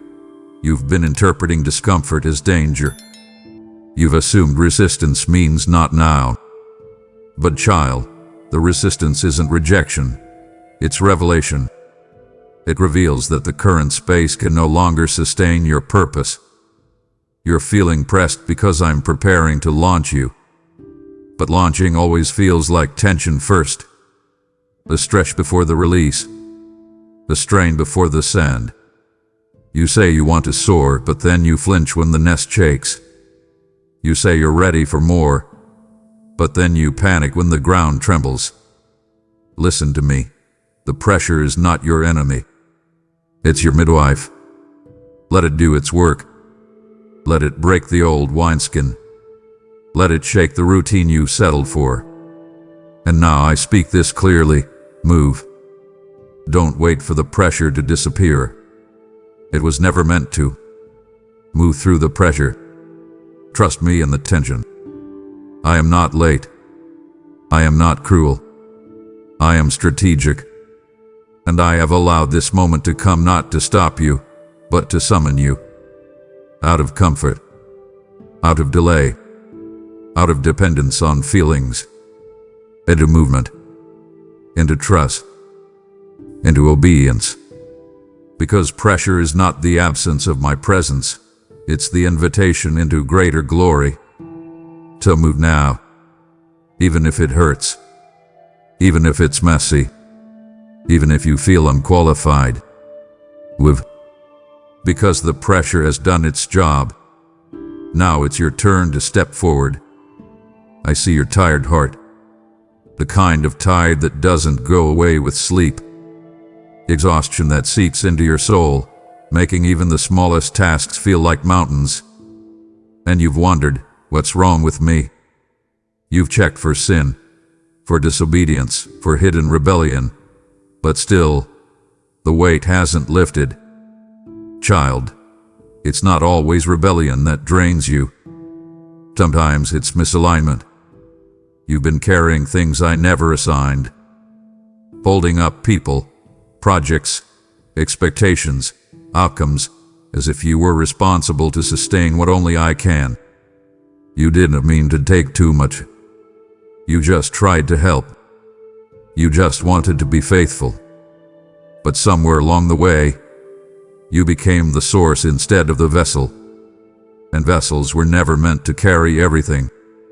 You took on responsibilities because others dropped them. You said yes to tasks because no one else stepped up. You filled gaps that weren't yours to fill.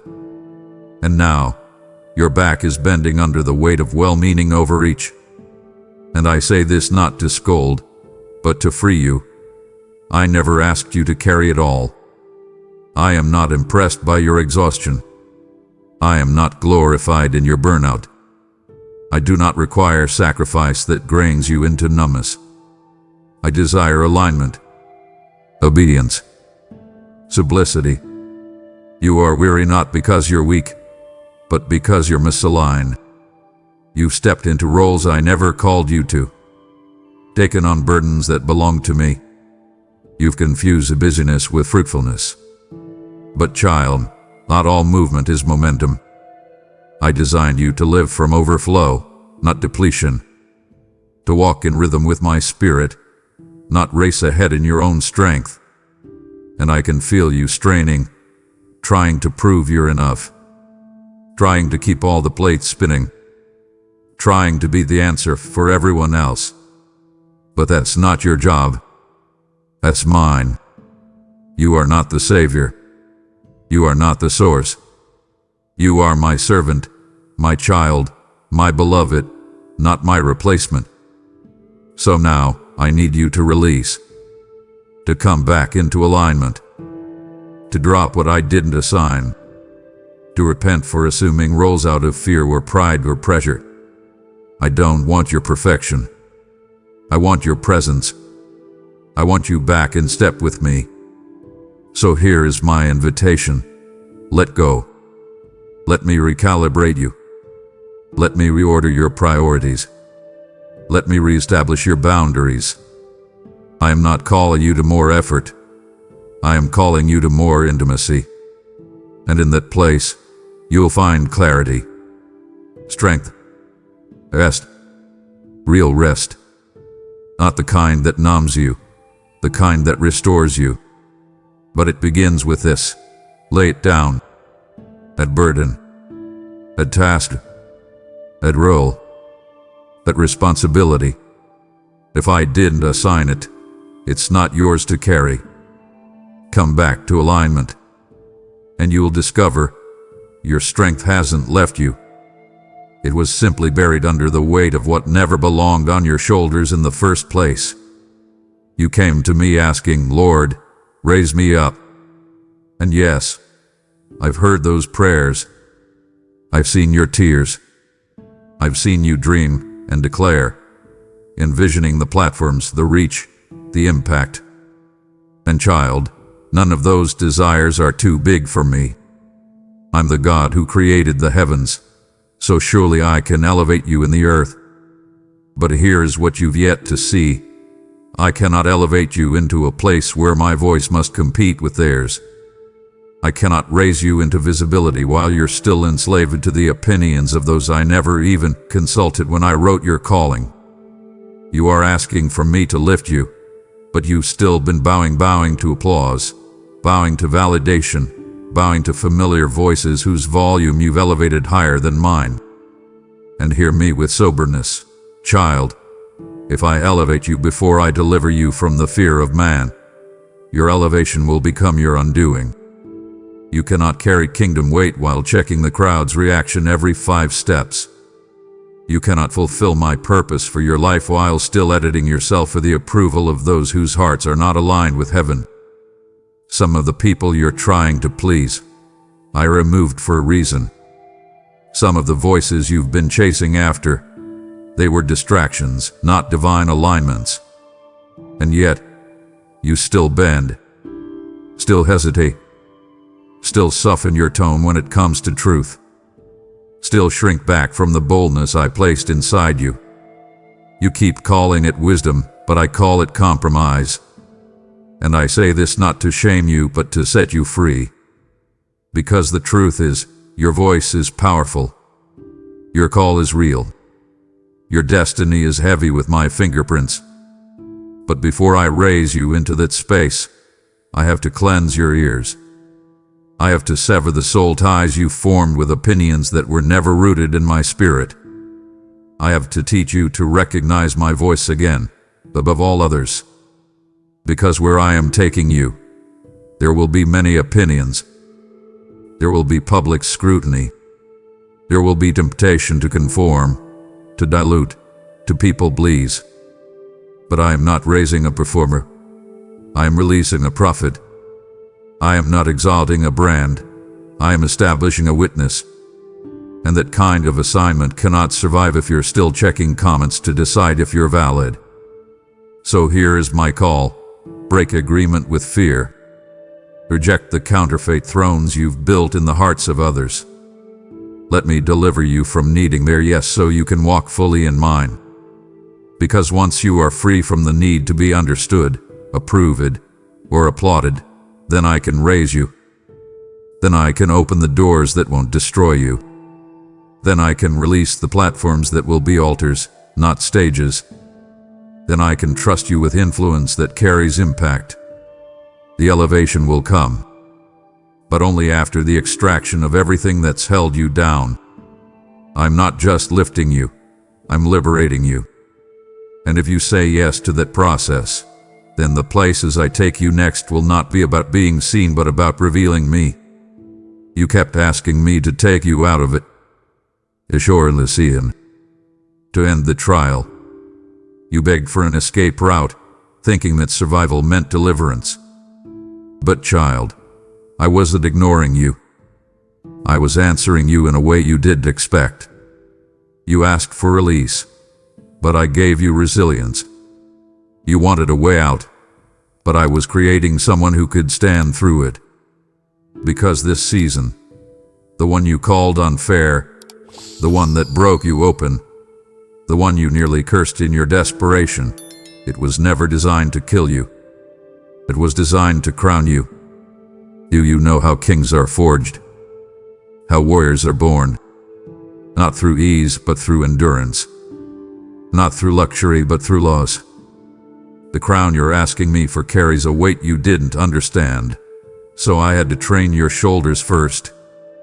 I had to strip away entitlement. I had to fortify your character. I had to expose the parts of you that would have cracked under pressure, and I promoted you too soon. At betrayal. It purified your motives. At loneliness. It refined your hearing. At closed door. It redirected your path toward purpose. You thought I was being cruel by keeping you in it. But I was building you in it. And now, you're not who you were when this began. You're stronger. Jobber. More rooted. And more dangerous to hell than you've ever been. Child, I know it's been long. I know it's felt endless. But hear me, endurance is not the absence of weariness. It is the refusal to quit when you feel it. And you didn't quit. You're still here. Even when hope flickered. Even when silence lingered. Even when no one else understood what you were going through. You stayed. And that, beloved, has made heaven stand at attention. You think you failed, but I say you finished the course. You think you lost time, but I say you gained weight in the spirit. You thought it was wasted, but nothing is wasted when I'm the one who allowed it. Because I'm the only God who can use ashes as ink to write your next chapter. You were not being punished. You were being processed. And now, the crown is ready. So now, receive this truth. I am not pulling you out. I am pulling you up. You will rise from this season not as a survivor, but as a sovereign one. One who carries oil. One who walks with fire in their eyes. One who can speak and shake atmospheres. But don't despise the fire that forged you. Don't curse the valley that cultivated you. Because this crown was not placed cheaply. It was earned in the furnace. And now, it fits you. You don't need to explain how you got here. You just need to wear it well. With humility. With reverence. With the full knowledge that what was meant to crush you commissioned you. What was sent to bear you birthed you. You are not escaping anymore. You are emerging. Crowned. Called. And completely mine. You said, Lord, show me the next step. You cried out for vision, strategy, confirmation. You wanted blueprints, clarity, assurance. But child, what you didn't see is that I was never silent. I had already spoken. I had already given you something. Something small, maybe. Something hidden. Something unimpressive to others. But it was sacred. And I placed it right in front of you, not because it was the final thing, but because it was the first thing.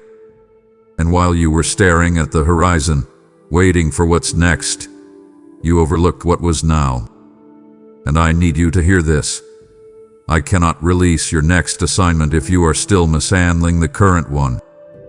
Faithfulness is the bridge between seasons. This was never about performance. It was about posture. The way you treat the small things reveals how you'll carry the weightier things. You want platform, but I'm watching how you steward private places. You want influence, but I'm watching how you serve when no one sees. You say you're ready for the next door, but your heart still resents the one I opened before it. You call it too small, beneath your gifting, a waiting season. But child, that small thing was the test. That assignment I gave you, the person I told you to call, the note I nudged you to write, the neighbor I asked you to love. That was me, seeing if your obedience was real. If your heart would honor me without recognition. Because if you cannot steward the present, you will never step faithfully into the future. And I say this not to condemn you, but to realign you. Because the delay you're sensing is not always demonic. Sometimes it's a mirror, a holy reflection of the areas still waiting for your obedience. You want to skip levels, but I don't promote without preparation. And preparation isn't just about learning, it's about honoring what's already in your hands. That gift you buried because it didn't feel big enough. I saw that. That nudge you ignored because it didn't fit your timeline. I noticed. And yes, I'm patient. But I'm also precise. I don't reveal the next until you honor the now. Because if I gave you more without maturity, it would crush you. But if you return to what I already asked of you, I will flood your path with fresh clarity. So now I ask, will you revisit what I gave you last? Will you dust off the journal, reopen the forgotten assignment, and finish what I began in you? Not because it's glamorous, but because it's God. Not because it feels impressive, but because it carries eternal weight. If you'll return to that place of hidden faithfulness, I will meet you there. I will release new blueprints, new strength, new favor. Because I never stopped speaking, I was simply waiting for you to steward what I already said. Do that, and what's next will not just be revealed, it will chase you down. You've whispered it in the dark. You've screamed it in private. God, where are you?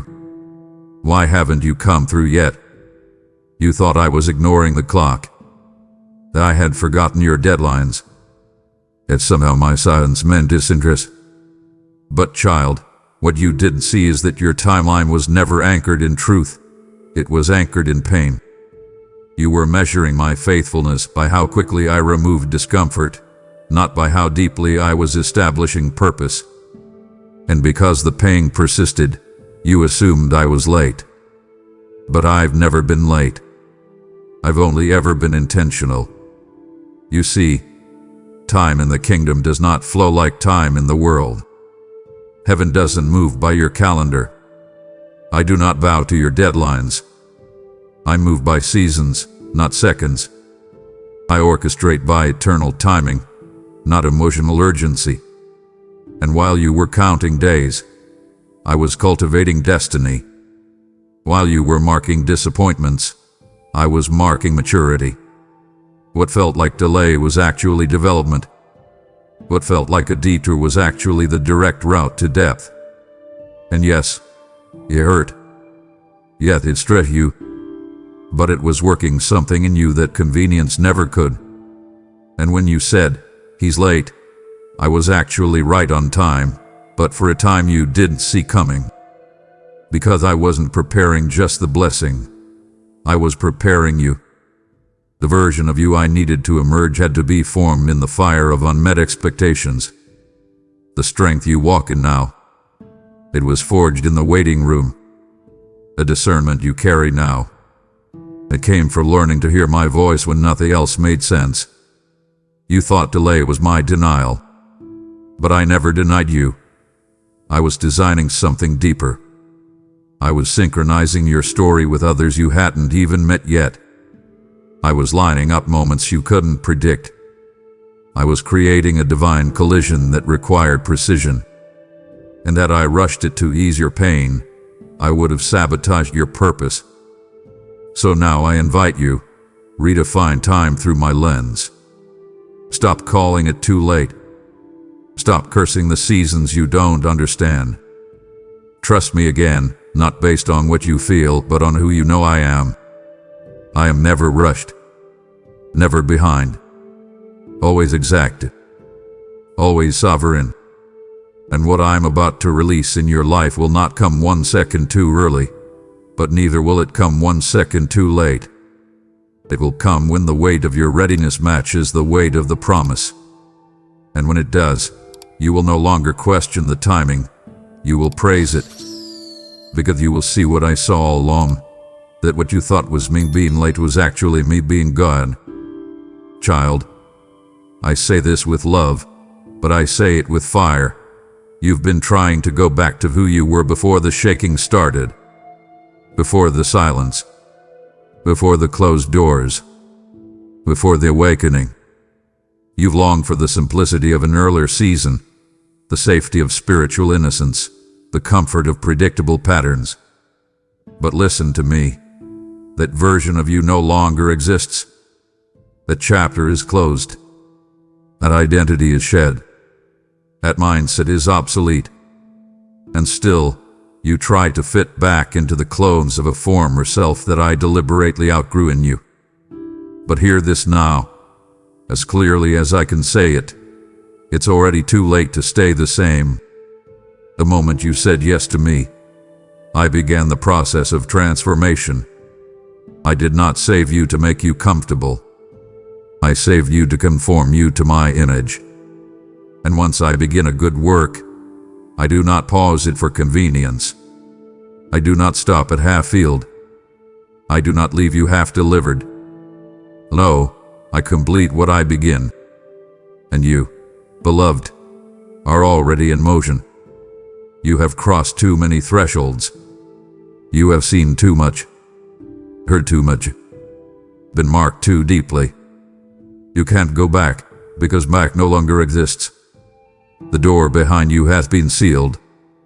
The mantle on you is irreversible. The fire in you cannot return to ashes. And yes, I hear your fatigue. Yes, I see your hesitation. But what you call not ready, I call reborn. You were not just chained, you were chosen. You are not just evolving. You have been entrusted. And with that entrustment comes a sacred weight. You're not the same person you were before this message began. Your spirit is burning now. Your discernment is sharper. Your soul is being rearranged. And to try and go back to normal would not only dishonor the process, it would abort the promise. I didn't lead you through all that pain, all that pressing, all that pruning, just for you to settle into spiritual mediocrity. No, I raised you for impact. I trained you for territories. I refined you for realms.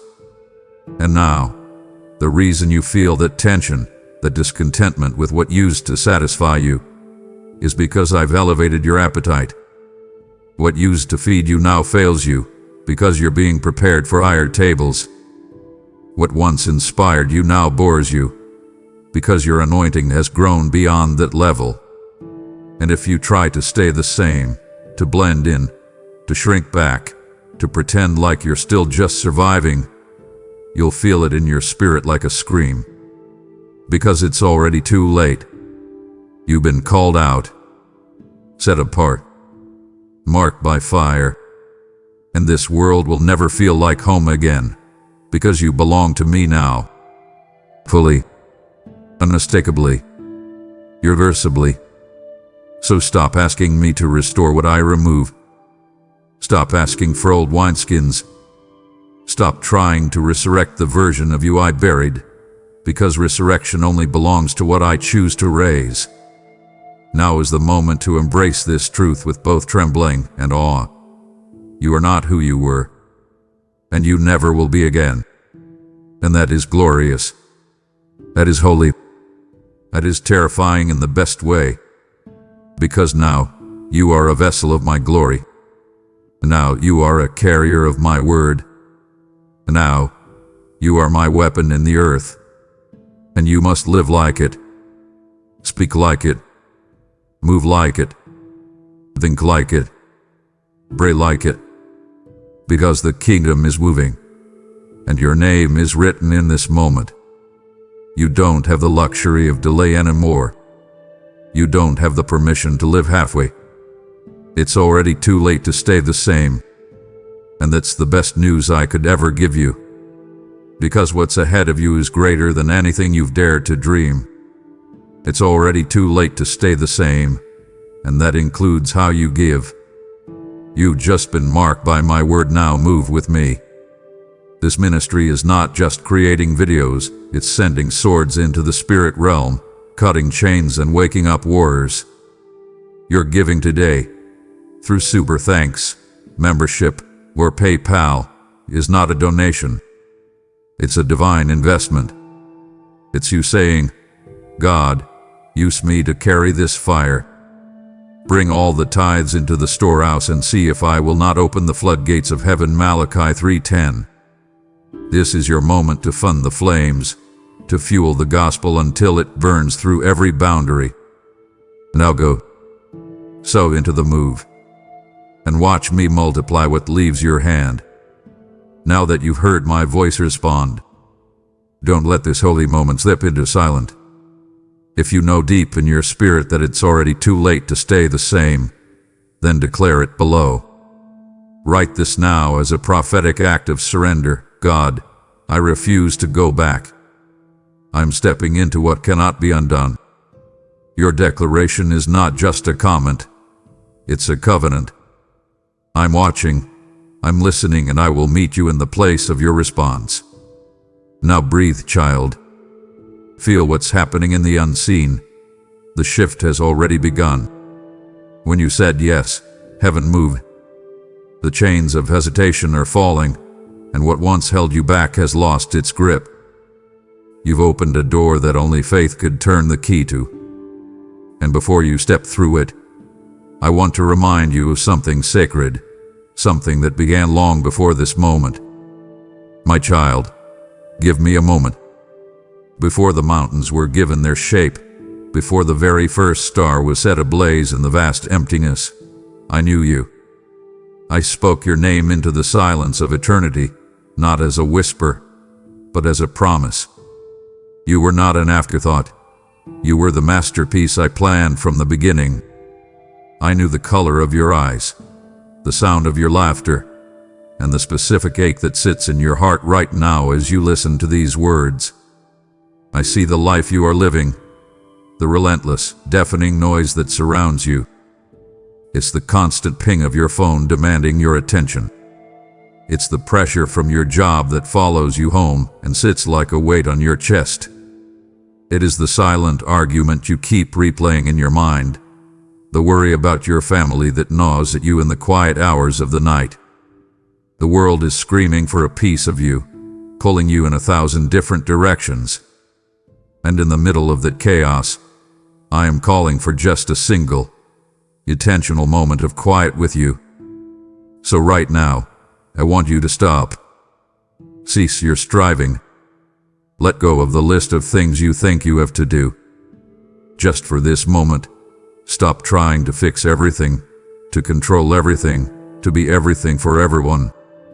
Listen, not to the frantic pulse of the world that tells you you're falling behind, but to the steady, quiet whisper of your Maker. I have watched you run yourself ragged trying to earn the love and approval that I give to you freely. You feel that knot in your stomach, that constant tension in your shoulders. That is not from me. Let's undo it together. Breathe in my presence. This is not a random moment. My beloved, I have waited for this appointed time. I have seen you on your best days, and I have sat with you on the nights when you felt you had nothing left to give, when you whispered questions into your pillow, wondering if anyone truly saw the real you. This is my answer. I see you. This is our divine appointment, a meeting I scheduled before time began, to speak directly into the depths of your soul, past the walls you have built and the noise you have allowed to distract you. When I choose to speak to one of my own, all of creation holds its breath. The angels fall silent. The cosmos pauses its magnificent dance, because your heart, my child, is the stage for my most intimate work. This silence I am asking you for is not empty. It is the fertile ground, the rich, dark soil where my eternal word can finally be planted and take root within you, choking out the weeds of anxiety and fear. Give me this moment. My child, let's be honest with each other about the things you've been leaning on. The things you truly believed would hold you up, that would keep you safe. Look around at the life you've built. You built so much of it around your work, didn't you? That job title became more than a job. It was your identity. It was the first thing you'd mention to a stranger because it made you feel important, valuable. You worked late. You carried the stress home. You believed that if you just climbed a little higher, you'd finally feel secure. But now, after a sudden change, restructuring, or just the slow, grinding realization that it's not fulfilling, you feel the cracks in that idol. It was never strong enough to hold the weight of your soul. And what about money? You built a wall of security around your heart with your bank account. You checked it, you planned with it. You felt a wave of peace when the numbers went up and a jolt of panic when they went down. It was your secret measure of success, your proof that you were going to be okay. But a sudden crisis, a health scare, a family need, a world that shifted overnight, has shown you that your wall was never as high or as strong as you thought. It cannot buy you peace in the middle of the night. It cannot heal the broken relationships in your life. It was a false god, and a demanding one at that. Maybe your idol was a person, a relationship you poured your entire self into, believing they held the key to your happiness. You looked to them to fill a void that only I can fill, and you're now discovering the impossible weight you placed on them. The silence, the distance, the simple fact that they are human and flawed just like you, has left you feeling stranded. My beloved, that sound you hear in your spirit right now, it is the sound of those hollow pillars cracking. It's the terrifying sound of shattering, and I know it feels like your world is ending. But what if it's just the sound of the props being kicked out from under you, so you can finally learn to stand on solid ground? It is too late to go back to trusting them. The illusion is broken. And in the middle of all this rubble, when everything you've held on to is falling apart, I want you to see that I am still standing here. I have not moved. I am not shaking. I am the only foundation that will never, ever fail you. Stop trying to glue the broken pieces of your idols back together. Leave them in the dust and come. Stand with me. Your past, it weighs on you, doesn't it? The memories and regrets can play in your mind like a constant, sad melody. The what-ifs and the if-onlys are heavy companions on your journey. You think of all the moments that have slipped through your fingers like sand. Can you remember that afternoon when you felt a gentle nudge to call your mother, just to talk, but you convinced yourself you were too busy and the moment passed? Or that argument with someone you love, when you had the chance to offer grace, to be the first to say I'm sorry, but you chose to hold on to your pride instead? You see the highlight reels of other people's lives and you mourn the years you feel you've wasted, the time spent in a dead-end job, a broken relationship, or just numbly scrolling through your phone, letting precious evenings disappear without a trace of real connection. You see it all as a debt, an unpayable debt of wasted time, and the weight of it is crushing you. I see you trying to carry it, and it breaks my heart. And you are right about one thing. You cannot go back. It is too late to relive that day, to make that call, to choose that different path. The clock of your life only moves in one direction. But here is the secret you have not yet understood. I do not live inside that clock. I am the God of this present moment. This very breath you are taking right now is a gift from me, a point where my eternity is touching your time. You see a history of missed opportunities. I see a perfect, singular moment for a new beginning. You see a list of your failures. I see the face of a child I love. A debt you feel you owe. Let me tell you about it. It has already been paid. A brutal price was paid on a cross to cancel a debt you could never afford. So, I'm asking you now, stop punishing yourself for a past I have already forgiven. Give your regrets to me. Hand them over, one by one. Let me take the years the locusts have eaten and do what I do best, redeem. I can take the lessons from your failures and turn them into wisdom. I can take the pain from your wounds and turn it into compassion for others. Your past does not have to be a prison sentence, my child. Let me make it the fertile ground for your future. Do not waste another precious second mourning what is gone. Turn your face to me, right now, in this moment. This is where your new life begins. My child, can we talk for a moment about the path you've been on? You chose it yourself, and at the time, it seemed like the right one, didn't it?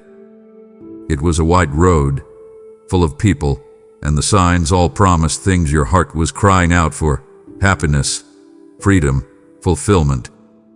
It was the path of self-reliance, the one that told you that you were the captain of your own soul, the master of your own fate. It made sense. It felt empowering. You poured all your energy into walking it, convinced that just around the next bend, you would find that lasting peace, that deep sense of purpose you've always searched for. You believed the world's promises, that a better job, a bigger house, more recognition, or a different relationship would finally deliver the contentment you crave. So you walked, and you strived, and you pushed forward, following the crowd. But look where you are now. Stand still for a second and just look. The road has run out. You've come to the edge of it, a place you never expected to be. And that fulfillment it promised. Where is it? You're standing at a precipice, staring into the very void you were trying to fill. The hollowness inside feels bigger than ever before. That's the great lie of that broad road, my child. It always promises an oasis, but it always ends in a desert. And what about the companions you walked with? The ones who laughed with you, the ones who encouraged you to keep chasing the next fleeting thing. Where are they now that the party is over and the light is fading? They've scattered, haven't they? They were walking for themselves, just as you were, and their paths have led them away. In this crucial moment, you find yourself utterly alone. That's another hard truth of the path you chose. It offers company, but it can never give you true communion. I can feel the panic rising in your heart. Your first instinct is to run, to try and retrace your steps, to go back and make a different choice. But I need you to hear me, and hear my heart for you in this. It is too late for that. You cannot go back. You cannot undo the choices that have led you, step by step, to this exact spot, at this exact time. Every act of rebellion, every decision born from pride that whispered, "I don't need you," was another footstep on this path. This moment, is it a punishment? Is it an appointment? Your journey, even in its wandering, was never out of my sight. I allowed you to walk to the end of your own road so that you would finally be ready to find the beginning of mine. I had to let you see for yourself that the freedom you were chasing was actually a cage. I had to let you feel the profound emptiness so your heart would be ready to be truly filled. So please, don't see this as a dead end. See it for what it is, the most important crossroad of your life.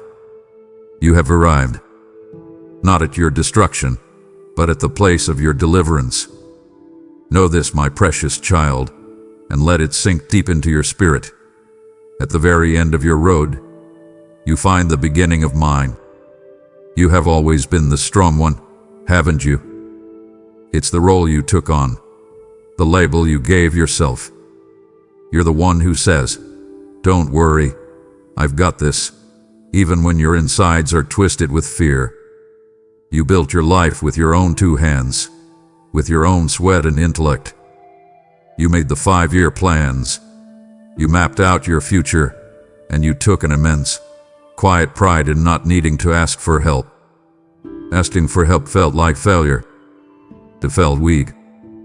So you pushed through, you shouldered the burdens of others, you kept a brave face, and you relied entirely on yourself.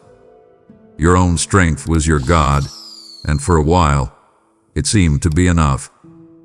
But look at yourself now. Be honest. You are tired. You are so profoundly tired, down to your very bones. The plans you made with such care have been shattered by a single phone call, a single piece of bad news, a single event that was completely outside of your control. The strength you were so proud of has run out. You feel like you are trying to hold back the ocean with a bucket, and the waves of responsibility, fear, and circumstance just keep crashing over you.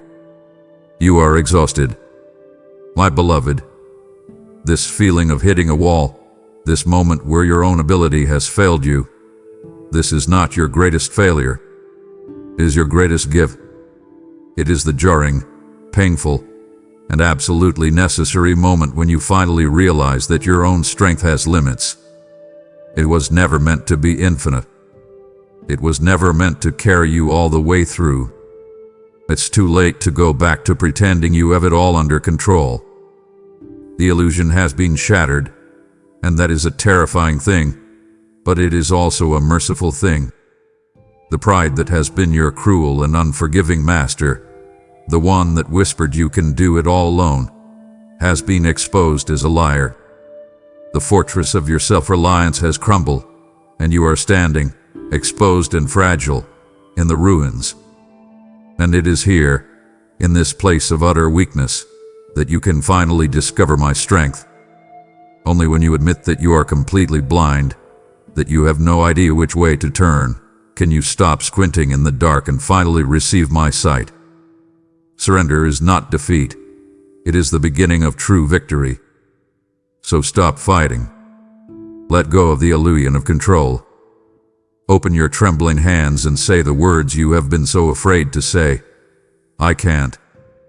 And in that honest, broken-hearted surrender, you will feel me take over. My child, pause here, but do not leave me. We have just reached the heart of the matter, the very reason I called you into this quiet place. To turn away now, in this moment of your deepest need, would be to leave my hand outstretched in the silence. Do not grieve my spirit by walking away from the healing I am just about to offer. Stay, there is so much more I must tell you. I know that the title of our conversation hath been echoing in your heart.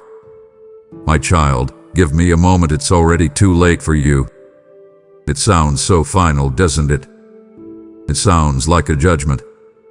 Like a heavy, iron door slamming shut, locking you out forever. That is how the world uses those words. That is how your fear, and the enemy of your soul, wants you to hear them. It's the voice of condemnation that tells you you've missed your chance, that you've made too many mistakes, that you've wandered too far and there is no way back. It wants you to believe that you are a lost cause. But now I need you to lean in closer. I need you to quiet your heart and listen to my definition, the definition of the king of an upside-down kingdom. When I say, it is too late, I am not pronouncing your sentence. I am declaring your freedom. Listen to my heart. It is too late for the old version of you, the one driven by fear and pride, to continue running your life into the ground. It is too late for the lies you have believed about yourself, that you are unworthy, unlovable, or not good enough to have the final word over you. It is too late for the sin and the shame of your past to hold you in chains, because the key has already turned in the lock. It is too late for the enemy to claim final victory over you, because that victory was won for you on a hill called Calvary 2,000 years ago. My understanding of time is not like yours. You see a straight line of cause and effect, of sunrises and sunsets, of clocks ticking toward a final end. I inhabit eternity. I can stand at the end of your life and the beginning of it at the same moment. So what feels to you like a final, desperate end is, from my perspective, the most glorious and perfect start. You feel that your life has unraveled. I see that the old, tattered garment is finally being removed so I can clothe you in something new. I am not closing a door on you, my child. I am closing the door on your prison. This is the death of your old self, a death I have come to mercifully bring about, so that you can finally, truly, begin to live. This is not the end of your story. I am just turning the page to chapter 1. My child, let's talk about the past. It feels like a shadow that follows you everywhere, doesn't it? No matter how fast you run, it's always right there behind you.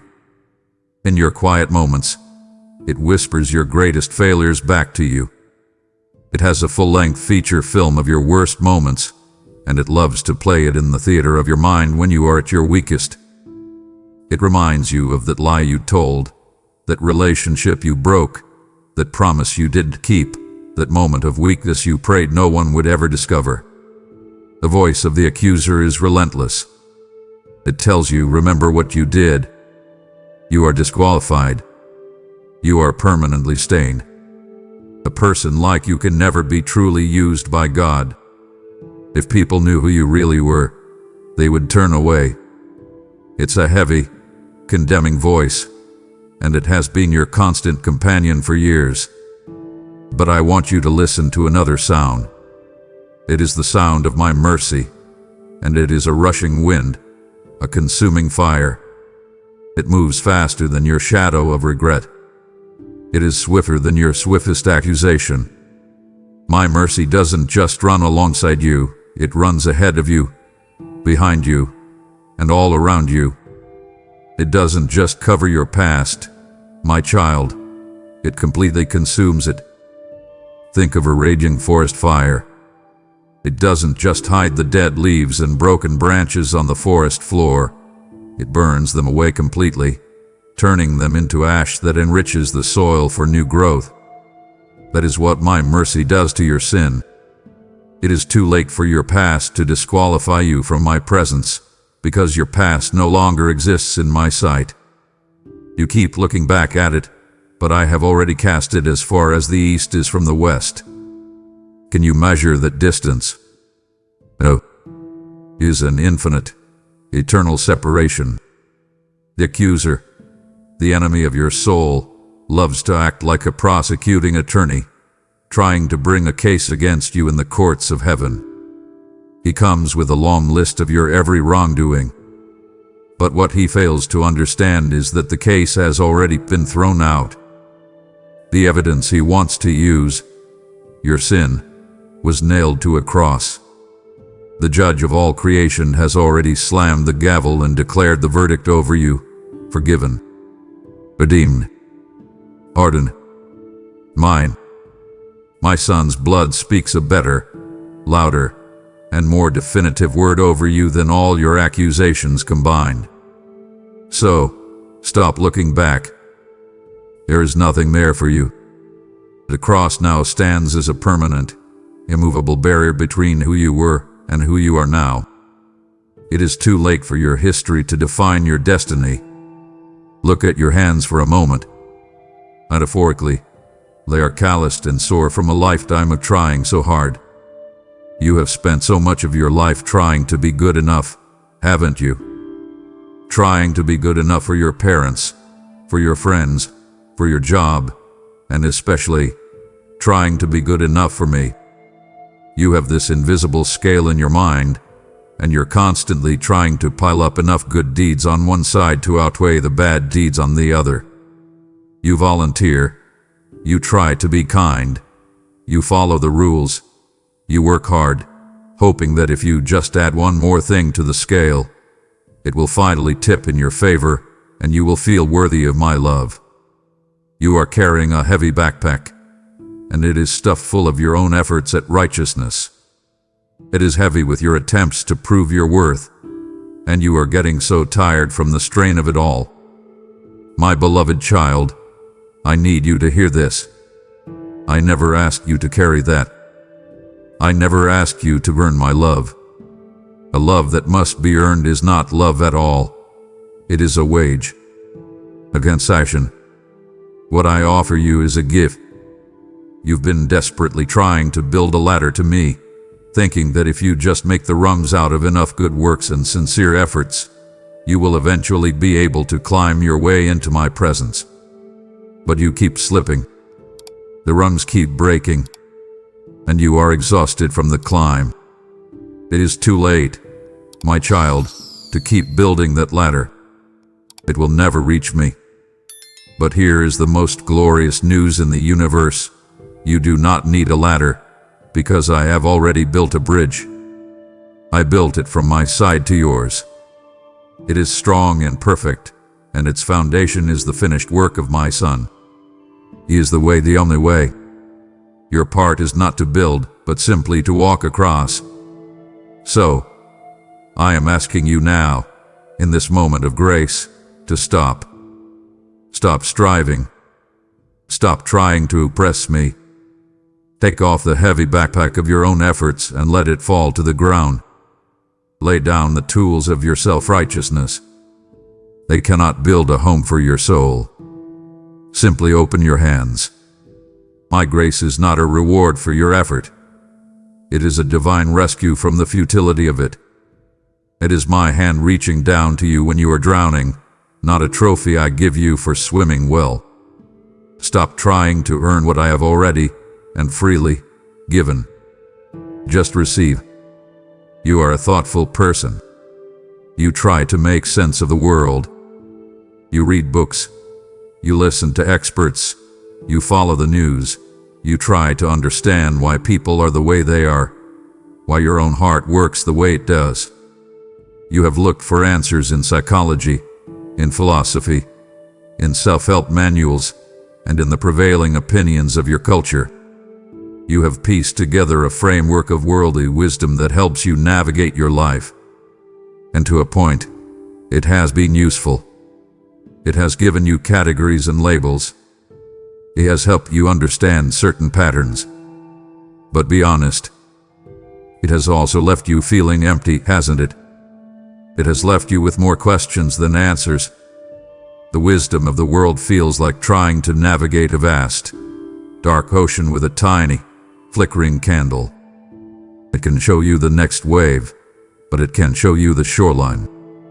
It can describe your brokenness with remarkable accuracy, but it has no power to make you whole. It is too late, my child, to find the ultimate answers you are looking for in human equations and theories. You can analyze your past for a lifetime, but analysis alone will not heal it. You can strategize for a perfect future, but a strategy cannot grant you peace in the present. You have come to the end of what human intellect can offer you. And here, at the bankruptcy of worldly wisdom, I offer you mine. Now, my wisdom looks like foolishness to the world. It is an upside-down wisdom. It says the way up is to go down. It says to be strong, you must become weak. It says to live, you must die to yourself. And at its very center is the greatest foolishness of all: a cross, a suffering God, a king who serves and dies for his enemies. It makes no logical sense to the proud mind. But in that foolishness is a power and a wisdom so profound it can reorder your entire universe. True wisdom does not begin in a library. It begins on your knees. It begins in the simple, humble, and terrifying admission that you do not have the answers. It begins in the fear and reverence of me. I am inviting you now to let your mind be renewed. Allow me to wash away the patterns of the world and replace them with the living, breathing, life-giving truth of my word. Let go of what you think you know, and I will show you what is real. Look at the world around you, my child. Turn on the news, scroll through your feed. It's a constant storm of chaos, isn't it? One crisis bleeds into the next. Economies shake, nations rage against one another, and political leaders you once trusted reveal their human flaws. The culture shifts like sand under your feet, and what was celebrated yesterday is condemned today. It is perfectly natural to feel afraid in the middle of all this. It's a human instinct to search for something solid, something secure to hold on to. And so you place your hope in earthly kingdoms. You might not call them that, but that is what they are. You put your hope in a political party, believing that if they are in power, things will finally be safe. Your heart soars when they win and plummets into despair when they lose. You put your hope in your nation, in its strength and its ideals. You put your hope in man-made institutions, believing they can solve the deep, spiritual problems of humanity. You have poured so much of your emotional energy, your hope, and your fear into these temporary, fragile kingdoms. But my beloved, they are all just grass. They look strong and green in their season, but they will wither under the sun. They are flowers that fade. It is too late to pledge your ultimate allegiance to a throne that will one day be thrown down. It is too late to wrap your identity in a flag that will one day be dust. I did not create you to find your ultimate security in these things. I am calling you to lift your gaze higher. I am inviting you to become a citizen of a different kingdom. My kingdom. It is an unshakable, eternal, and righteous reign that is not built on votes or armies or economies. My kingdom is built on love, and its king is my son. It cannot be shaken. It cannot be overthrown. When you seek this kingdom first, when its values become your values, and its king your king, everything else starts to fall into its proper place. The terrifying power of the world's chaos begins to shrink. The news headlines no longer have the power to steal your peace, because your true citizenship is in heaven. You are an ambassador of an eternal country, and you are just passing through this one. Your true home is secure. Your true king is on the throne, and his kingdom will have no end. I know this is difficult. I have just shown you the futility of everything the world has told you to trust. But do not let the discomfort of this truth push you away from me now.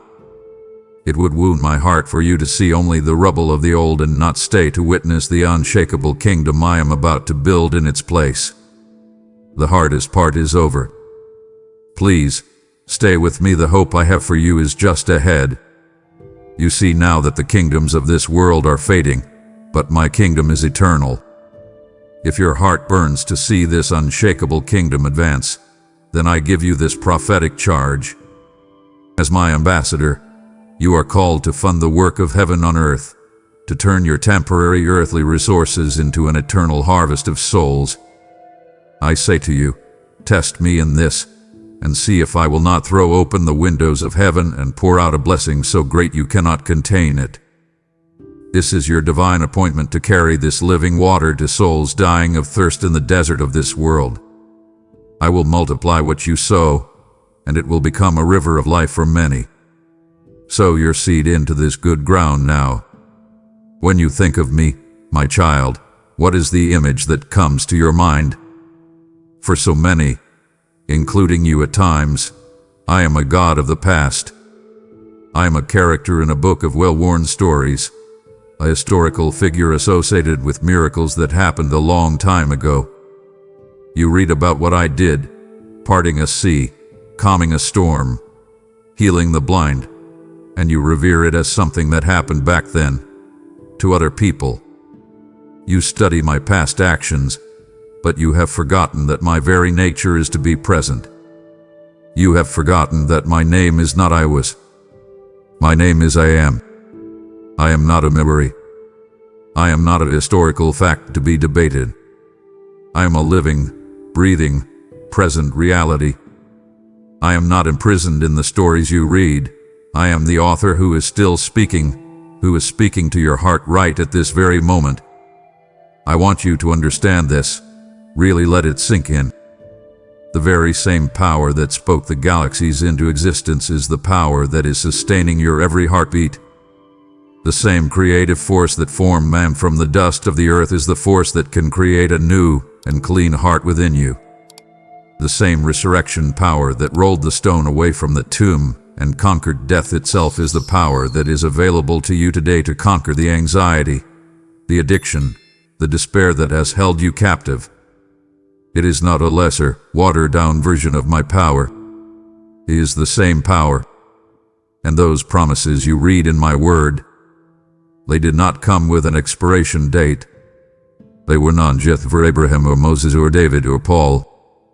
They have your name written on them in the ink of my covenant. They are yes and amen for you, for your life, for your family, for your situation, right now. I am the God of Abraham, Isaac, and Jacob, and I am the God who knows the number of hairs on your head. I am the God who knows your name, who hears your prayers, who sees your tears. Stop treating me like a distant legend. Invite me into the reality of your Tuesday afternoon. I am here. I am with you. And I am ready to do in your life what I have always done. The impossible. My child, you know what it feels like to be let down. You live in a world of broken promises. You've seen contracts with fine print that gets exploited. You've had people look you in the eye and give you their word, only to see it dissolve when circumstances changed or it was no longer convenient for them. Human promises, even the most well-intentioned ones, are brittle. They are written in ink on paper that can be burned, torn, or simply fade with time. You have learned to be cynical about promises, to protect your heart from the inevitable disappointment. And because of that, you have assumed that my promise to you is the same kind of fragile thing. You think it is a contract, a deal between two parties where I will hold up my end only as long as you perfectly hold up yours. You live in constant fear that you will mess up badly enough to void the agreement, that one more failure will be the final breach of contract, and I will walk away. It is this fear that has kept you striving, that has kept you trying to be perfect, because you think my love is conditional upon your performance. But I need you to understand something that will change everything. The promise I made to you, the covenant I have with you, was not written in ink. It was written in the blood of my own son. Think about what that means. Ink can fade, but his blood has a permanent voice. Paper can be torn, but his life given for you and raised again is an unbreakable seal. This is not a business contract. It is a testament. It is a will. When someone leaves a will, the inheritance is not based on what the beneficiary does, but on what the one who wrote the will has already done. Your inheritance of grace, forgiveness, and eternal life is not based on your performance. It is based entirely on the finished work of Jesus. Your name is written into this testament of love, and it cannot be erased. So listen to me now, and let this truth silence your fear. It is too late for your failures to annul my sacred promise. It is too late for the mistake you made this morning, or the sin you are struggling with this very week, to make me tear up the agreement. Your failures were already factored in. They were paid for on the cross before you ever committed them. The blood of Jesus speaks a better word over you than your sin does. Your sin whispers guilty, but the blood shouts forgiven.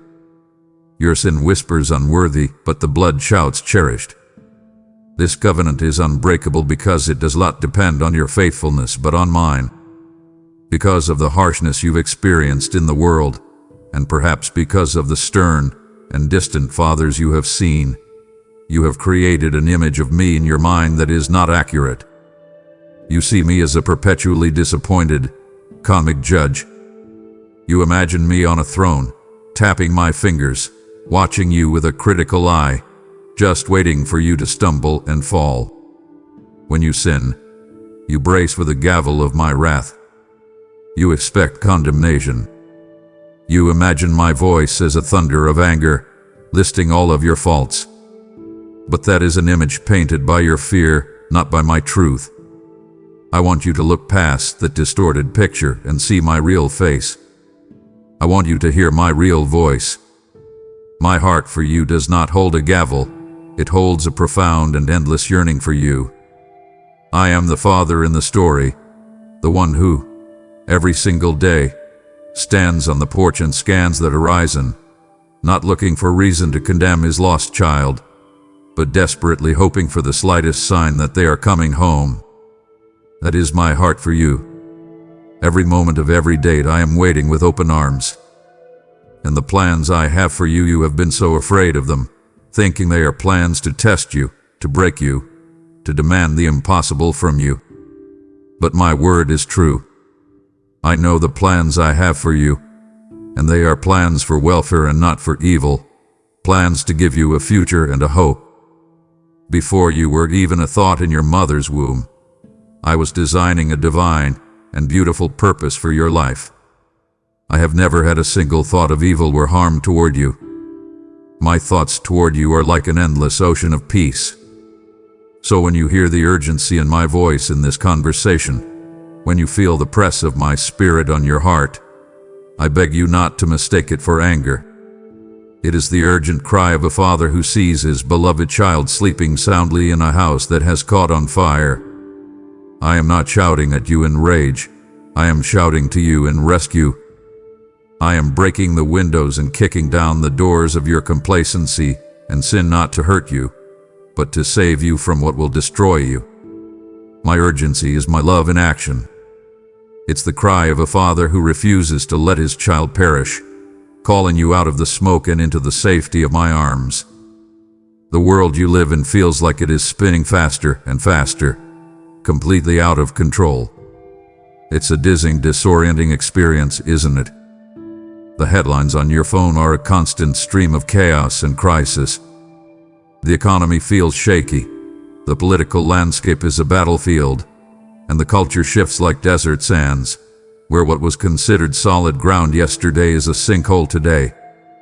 It feels like you are on a small, fragile boat in the middle of a raging sea, tossed about by violent waves of uncertainty and fear. And in the middle of that storm, your natural human instinct is to grab onto something, anything, that feels solid. You try to anchor yourself to your job, but you know in your heart that a job can be lost in a single day. You try to anchor yourself to your relationships, but you know that people, as much as you love them, can change or leave. You try to anchor yourself to your own strength and your own opinions, but you have learned that your strength fails and your opinions can be shaken by new information or new experiences.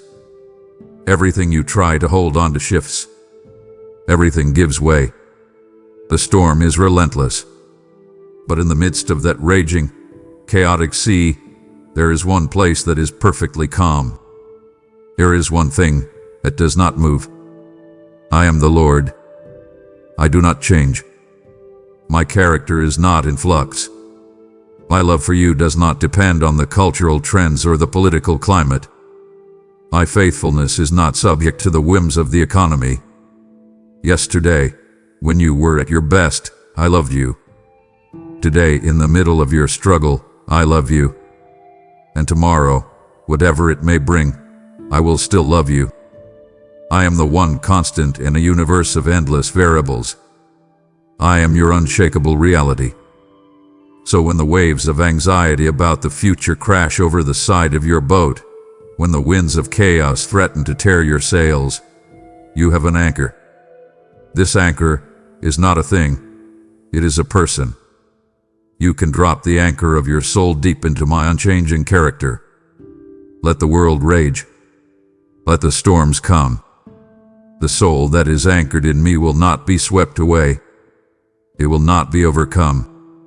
It will be held fast and secure, not because the sea has grown calm, but because the anchor holds. There have been seasons in your life, perhaps even recently, where you have tried to run from me. Let's be honest about it.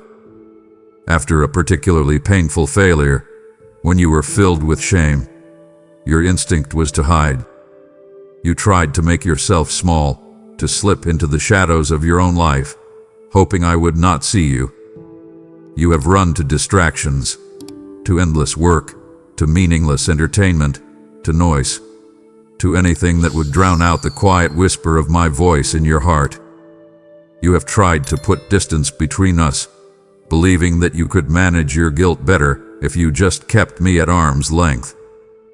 You have even tried to run from me by surrounding yourself with people who do not know me, thinking their unbelief could insulate you from my truth. But I have a question for you, my child, the same one I have asked my children for millennia. Where could you possibly go from my spirit? Where can you flee from my presence? If you could climb to the highest, most distant star in the cosmos, I am already there.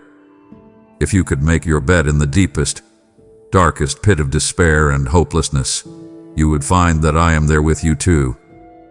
There is no corner of the universe, and no hidden, shameful corner of your own heart, where my love cannot find you. This is something you must understand. My love for you is not a passive, blight feeling.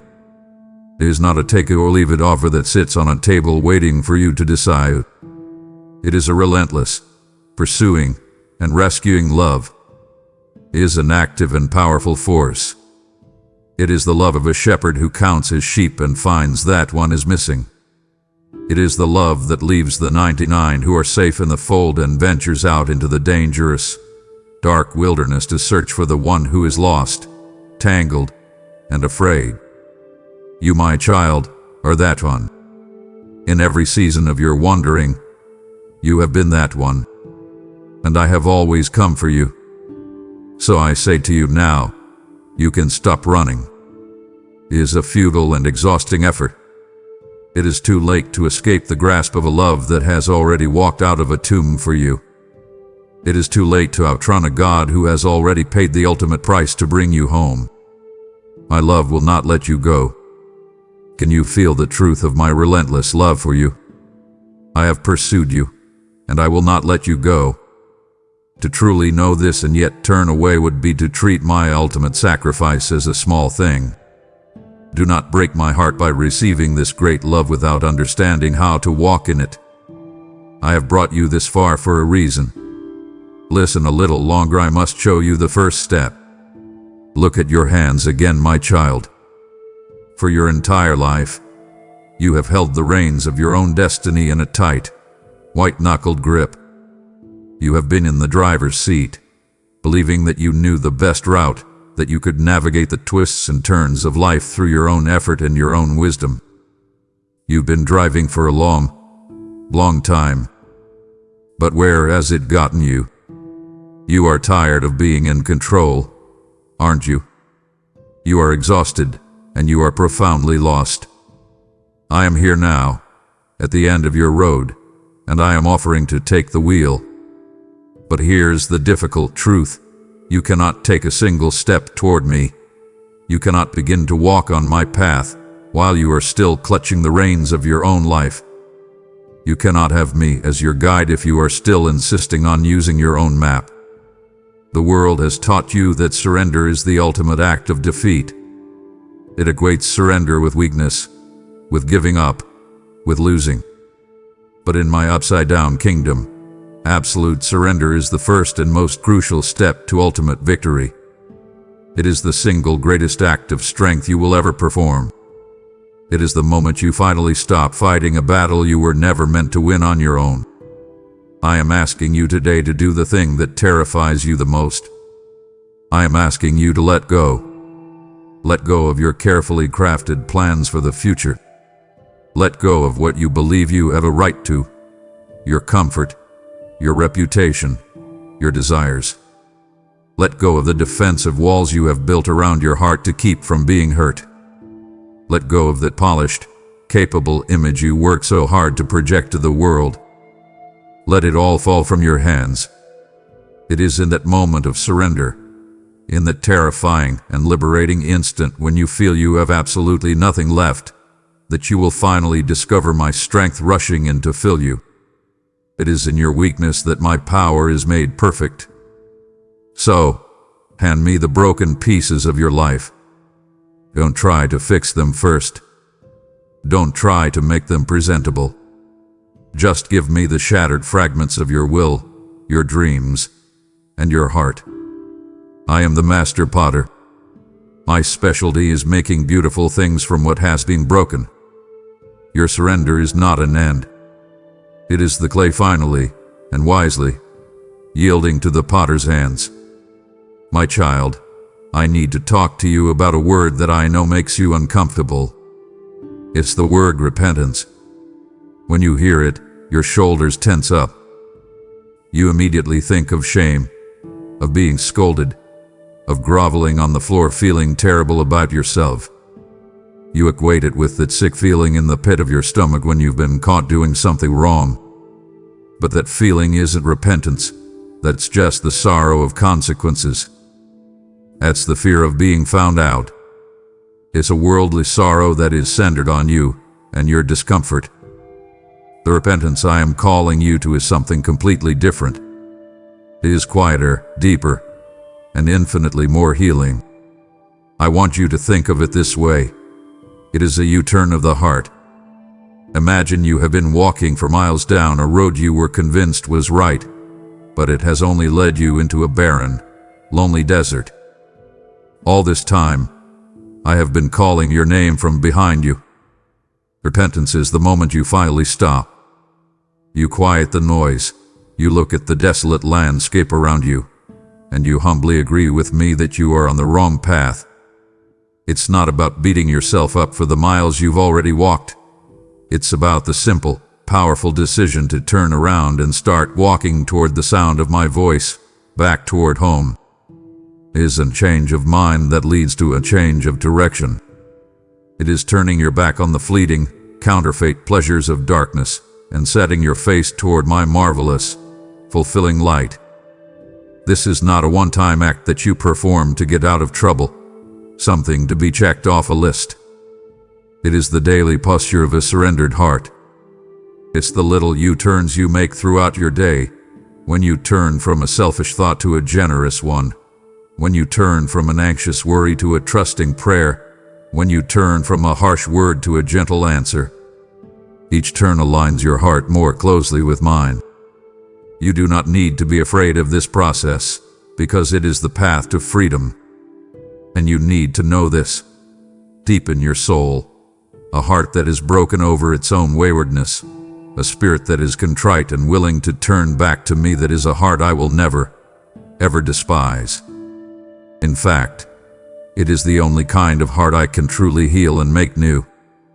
For your whole life, you have been trained to live by what you can see. It is the wisdom of the world.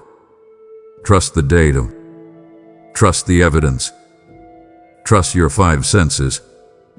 Trust your own logic and your own understanding.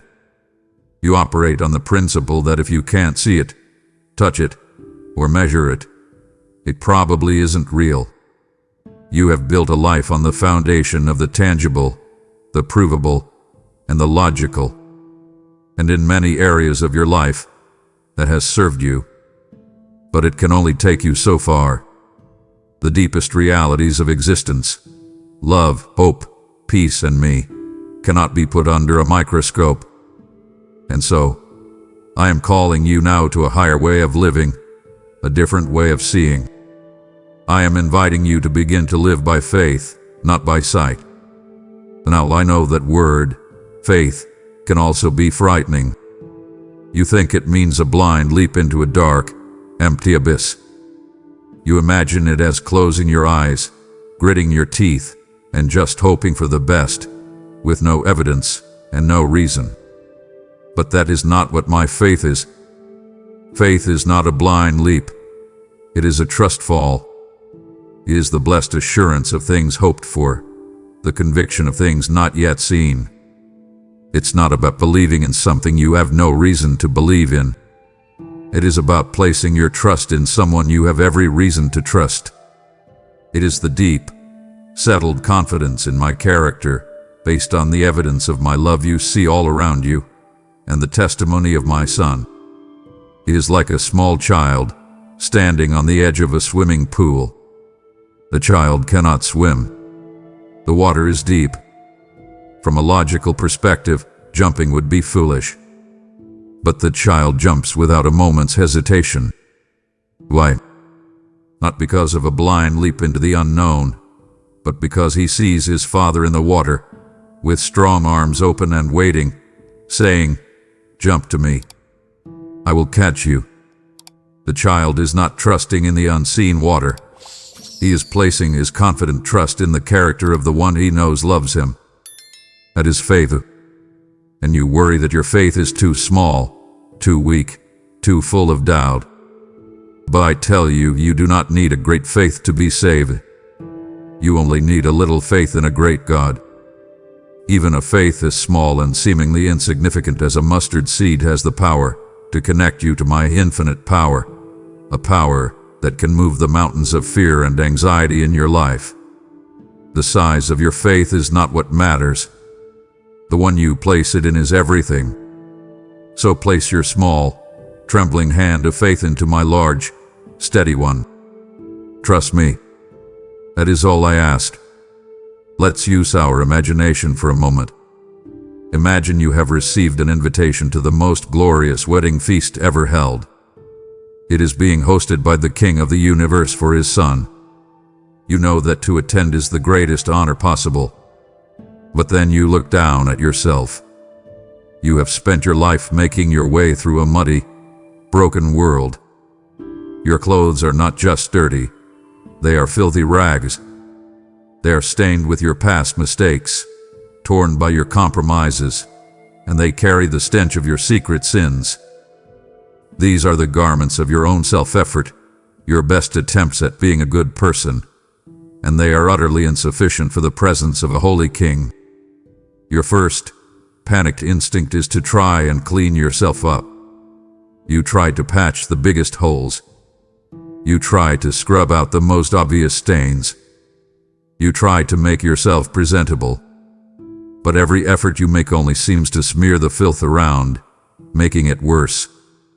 You are standing there, filled with shame, knowing you are completely unfit to enter the feast. You are about to turn away in despair, convinced that you will never be worthy to go in. But then, the king himself walks out of the palace to meet you right where you are, in the middle of your mess. He does not look at you with disgust or disappointment. He looks at you with profound love. He does not scold you or hand you a bar of soap. He simply removes his own magnificent outer robe, and he holds it out to you. It is a brilliant, pure white garment, woven from the seamless, perfect, sinless life of his own Son. And he says to you, with tears of joy in his eyes, "Take off those rags. Let me clothe you in this. My child, this robe is my righteousness. It is not a wage you have earned through your frantic cleaning efforts. It is a free gift that you can only receive. It is too late for you to make yourself clean enough or good enough to be in my presence. But the good news is, you don't have to. You only need to be willing to let go of your filthy rags and let me clothe you. And from that moment on, when I, the great King, look at you, I will no longer see your stained and tattered past. I will only see the spotless, perfect righteousness of my Son. You will be clothed in an honor, a beauty, and an acceptance that you could never, ever achieve on your own. You will be welcomed into the feast not because of what you have done, but because of what it has done for you. The word religion likely carries some heavy baggage for you. It probably brings to mind a cold, stone building. You think of a long list of do's and don'ts that feels impossible to keep. You think of rituals performed without heart, of judgment from people who seem to have it all together, of the pressure to act a certain way, to say the right things, to pretend you are something you are not. You think of trying to please a distant, angry God by checking off boxes on a spiritual to-do list. If that is what you think I want from you, then you have profoundly misunderstood my heart. I did not create you to be a slave to a system of rules.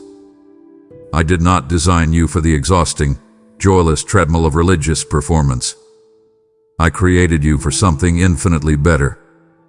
I created you for a relationship, for an intimate, personal fellowship, for a deep and unending communion, for a love story. I want to walk with you and talk with you. I want you to tell me about your day.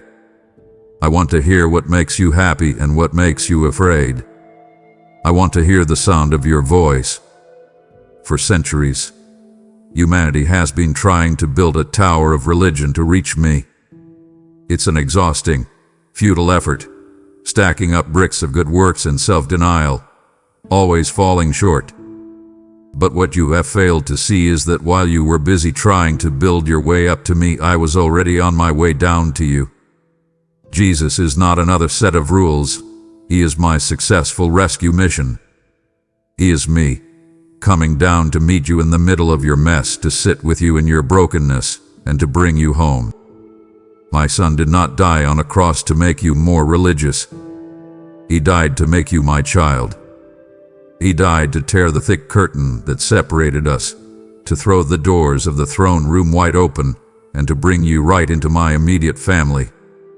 I do not want you to see me as a distant, impersonal deity or a cosmic force. I want you to know me by my most intimate name. In the language my son spoke on earth, a small, beloved child would call their father Abba. It's a word of complete trust, of tender affection. It means Daddy. That is who I am inviting you to know. I am not a taskmaster.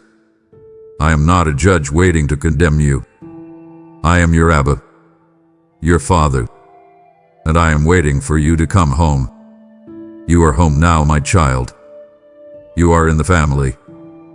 It would sadden me deeply if our conversation ended here, with you only knowing you are accepted but not knowing the miraculous transformation that acceptance brings. The invitation is just the beginning of our story together. Do not dishonor my welcome by remaining at the doorway. Come further in. I am about to tell you who you truly are now. My child, you have been invited not into a religion but into my very family. If my call for this intimate relationship has set your heart ablaze, then I now invite you to partner in the family's work, which is rescue. Your offering is not a religious duty. It is the joyful response of a son or daughter helping to set the banquet table for others who are still lost and starving. I declare over you my promise: give, and it will be given to you. A good measure, pressed down, shaken together, and running over, will I pour into your lap. Do not let this holy fire cool. Become the hands that deliver this invitation to my other lost children. Act on this loving impulse now. You have tried to change yourself, haven't you? So many times. You have made New Year's resolutions. You have started new habits. You have promised yourself and others, this time will be different. This time I will be more patient. This time I will stop that habit. This time I will be a better person. You have put in so much effort, using all of your willpower to try and turn over a new leaf. But what has been the result? You might succeed for a little while, a week, maybe even a month.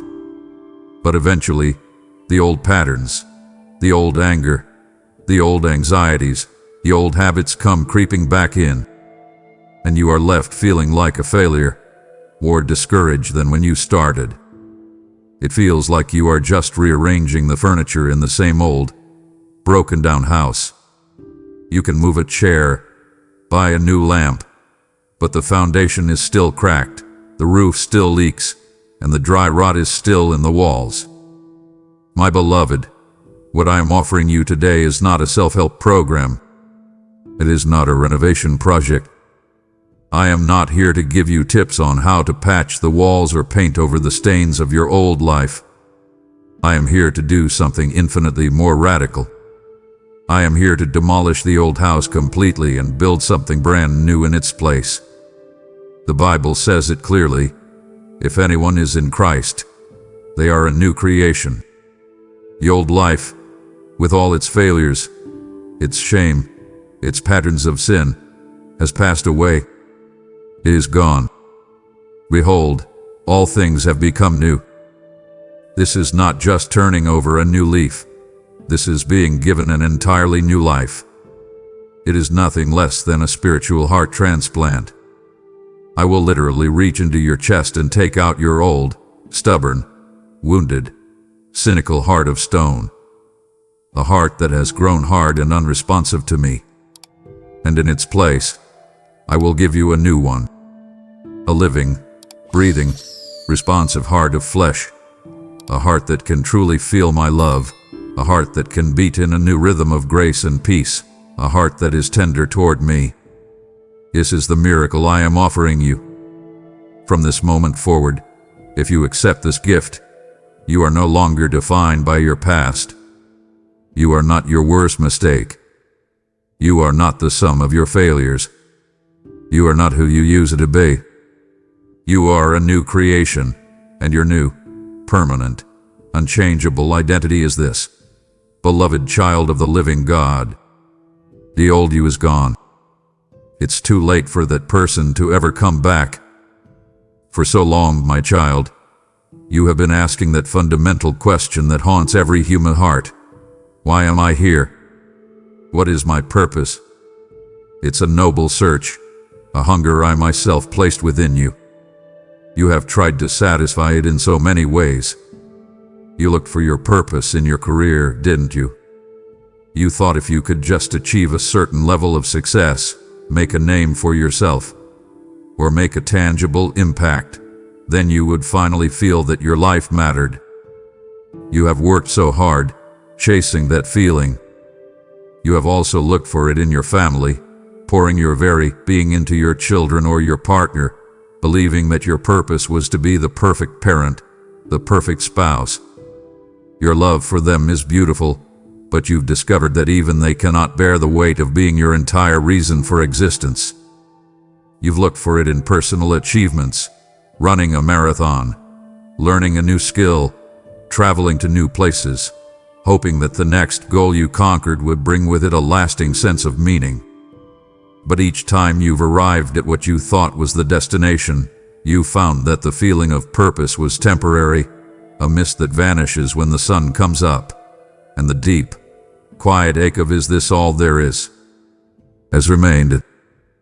You have been looking for a great treasure, but you have been digging in the wrong fields.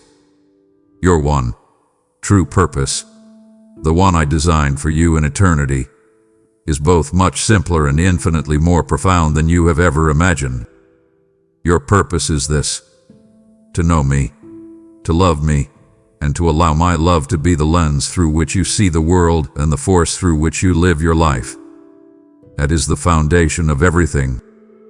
And from that foundation, everything else you are finds its meaning. That unique way you have with people, the way you can make them feel seen and heard. That is my love flowing through you. That specific talent you have for creating, for organizing, for teaching, for serving. That was not a random gift. I gave it to you specifically as a tool for you to reflect my character to the world.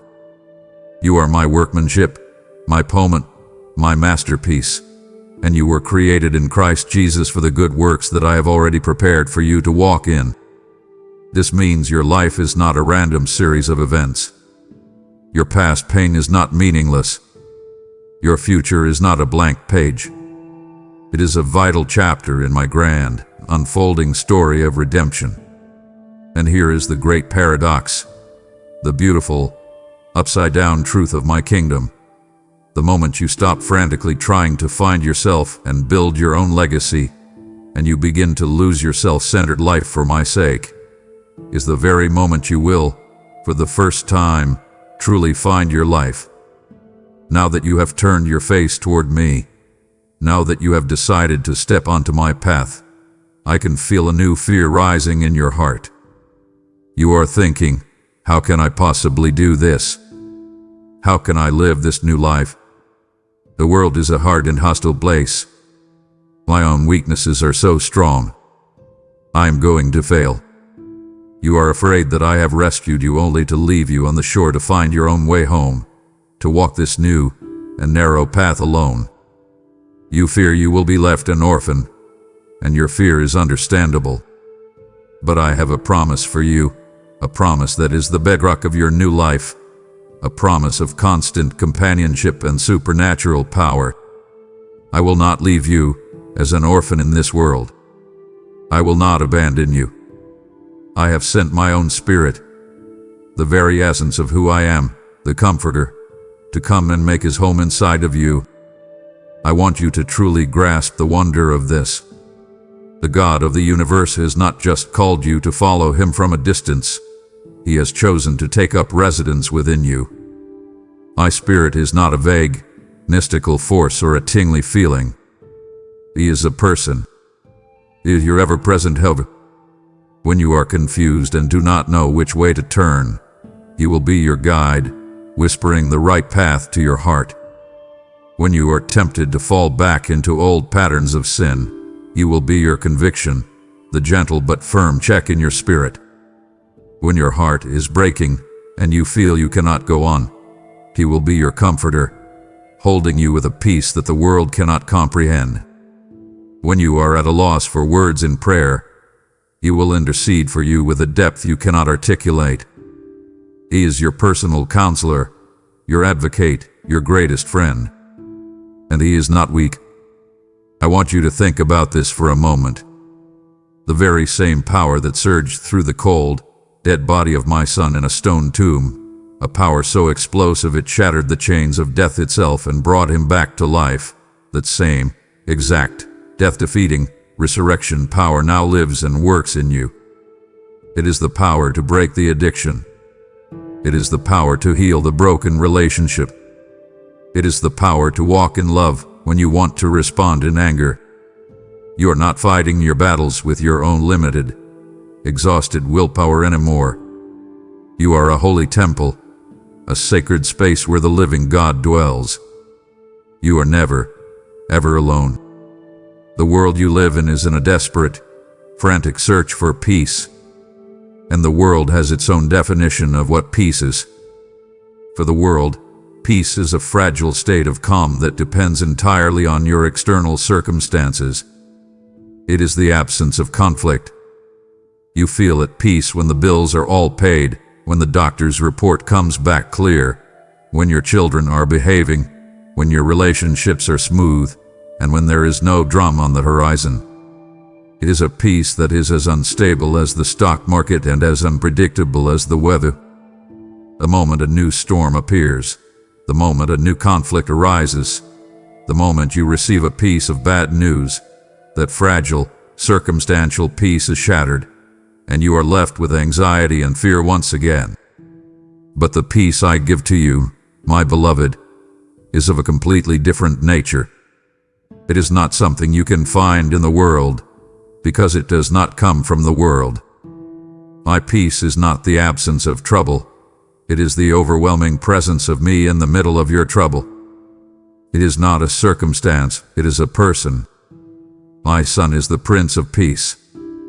Therefore, the peace I offer you is not the absence of the storm. It is the supernatural calm in the very center of the storm.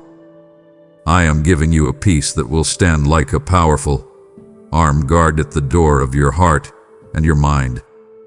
When the thoughts of what if try to invade your mind, this peace will hold them back. When the waves of anxiety about your future try to crash into your heart, this peace will be your unbreakable sea wall. This does not mean that the storms of life will suddenly cease. You will still face trials. You will still encounter difficulties. But it does mean that you can be held, safe and secure, in my unshakable presence while the winds of circumstance rage all around you. And here is the key. the secret to living in this peace. You will be kept in perfect peace when you keep your mind stayed on me, trusting in me. It is a conscious choice you make, moment by moment. It is the choice to turn your focus away from the size of your waves and onto the size of your God. It is the choice to stop listening to the voice of fear and to tune your ear to the voice of my promises. My peace I give to you. It is a give. It is not like the cheap, temporary peace the world offers. So let not your heart be troubled, neither let it be afraid. Just as you have been chasing the world's version of peace, you have also spent your life chasing happiness. You've looked for it in achievements, in possessions, in experiences, in people. And you have certainly found it in moments.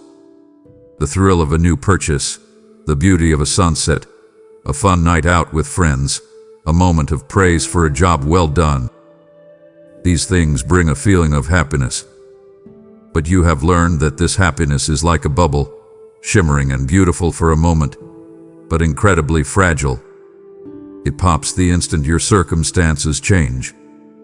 A critical word, a financial setback, a difficult day, and the feeling of happiness is gone, leaving you searching for the next experience to reinflate it. It is an exhausting, endless cycle. But the joy I give to you is something else entirely.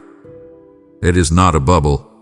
It is a deep, underground well of living water inside of you. Worldly happiness is a fleeting emotion that depends on what is happening to you. But my joy is a deep, abiding strength that depends only on who is living in you. It is a joy that can coexist with tears. It is a strength that can be present in the middle of pain and loss. It is a defiant hope that shines brightest in the dark. It is a joy that the world cannot give you, and because of that, the world can never, ever take it away. So where does this unshakable joy come from? It flows from the truth of your new reality. It is the profound, soul-settling joy of knowing, down to the marrow of your bones, that your sins, all of them, are forgiven and forgotten. It is the exhilarating, heart-soaring joy of knowing that you have been fully and permanently adopted, not as a servant who is always on probation, but as a beloved son or daughter in the family of God, with all the rights and inheritance that come with it. It is the sustaining joy that comes from the constant, moment-by-moment awareness of my presence with you. You are never alone. And it is the defiant joy that comes from the certain hope of a future glory with me, a glory so magnificent it will make even the most painful of your current troubles seem like a light and momentary affliction. This joy, my child, is not a suggestion or a pleasant feeling to hope for. It is a spiritual weapon. It is your strength. So, in the face of your struggles, choose joy. Not because your problems are gone, but because I am with you in the middle of them. This peace, this joy, this is your inheritance. I have laid it all out before you. It would grieve me beyond words for you to see this great feast prepared for you, to hear my heart poured out like this, and then to simply walk away unchanged. We are at the most critical moment. Everything we have spoken of leads to this. Stay with me now, for I am about to formally extend the invitation that will define your eternity. So, after all of this, after our entire conversation, it all comes down to this single, quiet, profound moment. Right now, as you hear these words, I want you to picture me standing at the door of your heart. Can you see me? I am not a distant, intimidating figure. I am the one whose hands formed you, the one whose love for you is fierce and unending. And I am not him. Listen. Can you hear it? It is not a loud, demanding bang. It is not the sound of me trying to break the door down or force my way in. It is a gentle, persistent, and loving knock. The handle is on your side of the door. I will not violate your will. I am waiting to be invited in. I have sent out the invitation to the greatest celebration the universe will ever know, the wedding feast for my son. The table is set with a feast that will satisfy every hunger of your soul. The hall is filled with light and music and laughter. It is a celebration of love, of forgiveness, of homecoming. And it cost me everything to prepare it for you. The invitation went out to everyone, to the whole world. But so many, my child, are too busy. They read the invitation and they make excuses. One says, "I'm too busy with my career right now. I'll come later." Another says, "I'm too preoccupied with my family troubles." Another says, "I need to enjoy my own life first." They do not realize that what they are turning down is the very thing your souls are starving for. They choose the temporary over the eternal, and my heart breaks for them. But I am knocking on your door. I am inviting you. You who are thirsty and know that the wells of this world are all dry, come to the living waters. You who are spiritually bankrupt, who know you have nothing of worth to bring, come buy and eat without money and without price. The only price of admission is your own surrender, your willingness to open the door. Today, right now, as you are hearing my voice, is a sacred, pivotal moment in your life. Do not harden your heart. Do not say to yourself, "I'll think about it tomorrow." Tomorrow is the word the enemy of your soul loves, because for so many, tomorrow never comes. This quiet decision, in the privacy of your own heart, is the most important decision you will ever make. It is a choice that will echo through all of eternity. The feast is ready. The king is waiting at the door. All that is missing is you. Will you let me in?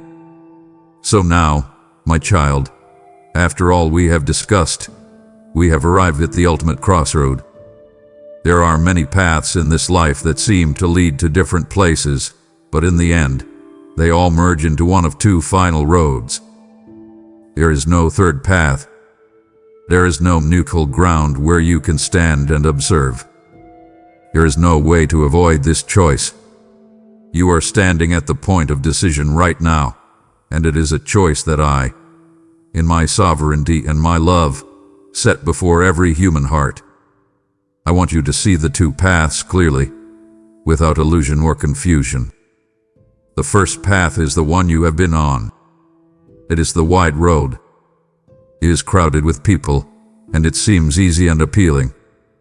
It is the path of self-rule, of living as if you are your own God, making your own rules, and seeking your own glory. It is the path of rebellion, whether that rebellion is loud and defiant or quiet and respectable. It may seem like a path of freedom, the one that allows you to do whatever you want. But it is a path that leads you, step by step, further and further away from me. And since I am the source of all life, all love, all light, and all joy, a path leading away from me can only end in the absence of those things. To be eternally separated from me is the natural destination of that road. It is not a punishment I gleefully inflict upon you. It is the tragic, inevitable outcome of a lifetime of choosing a direction that leads away from home. It is a state of being without love, without light, without hope, without peace. It is what the scriptures call the second death. But then there is the other path. This path begins right here, where you are now, at the foot of the cross, in a moment of complete surrender. It is a narrower path, and at first, it may seem more difficult. It requires you to let go of the reins of your own life. It requires you to trust me instead of yourself. It requires faith. But it is a path that does not lead you away from me. It leads you, step by step, ever closer to me. It is a path where you walk not alone but with me. And this path leads to a very different destination. It leads to an eternity of joyful life in my immediate presence. It leads to a home you have always longed for but never known. A place where every tear will be wiped away, Every broken thing will be made new, and the joy will be so profound it will make the deepest sorrows of your earthly life seem like a dream. Your life on this earth, which feels so long and all-encompassing to you now, is in the scope of eternity just a vapor, is a single, fleeting breath, is the short preface to the real story, which goes on forever. What you choose in this brief preface will determine the entire story of your eternity. Therefore, with all the love in my heart, with the urgency of a father who longs for his child to be safe, I am pleading with you today, choose life. Choose life, so that you and all who come after you may truly, fully, and eternally live. My beloved child, we have traveled a long way in this conversation. We have talked about many hard and difficult things. Our talk began with a stern and startling warning, with words that were meant to shake you to your very core. It is too late for you. I know those words were jarring. They were meant to be. They were the sound of a divine alarm clock, meant to wake you from a deep and dangerous sleep. They were the blast of a trumpet, warning you of the dead-end road you were on. But I cannot end our conversation there. That is not my final word to you. Though I began with the unshakable authority of a king, I will end with the unmistakable embrace of a father. So I want you to listen to my final word, and let it be the word that defines you from this moment on. I want to redefine those frightening words for you one last time, in the light of the cross. If you will only open the door of your heart to me now, if you will only accept the invitation to the feast, then it is indeed too late for you. It is too late for you to be eternally lost. It is too late for your sin and your shame to have the final say over your life. It is too late for your past to disqualify you from my presence. It is too late for the accuser to have any legal claim on your soul. It is too late for death to hold you in its grip. Your rescue hath been planned, paid for, and is now, in this moment, being offered to you. Your salvation hath been secured. And once you are mine forever. Let this promise be the anchor for your soul. I am absolutely, completely, and eternally convinced that nothing can ever separate you from my love. Not death with its finality, nor life with its struggles. Not the angels in heaven nor the demons of hell. Not your fears about today or your worries about tomorrow. Not any power in the cosmos above or in the earth beneath. Nothing in all of creation will ever be able to separate you from the love of God that is in Christ Jesus, my Son.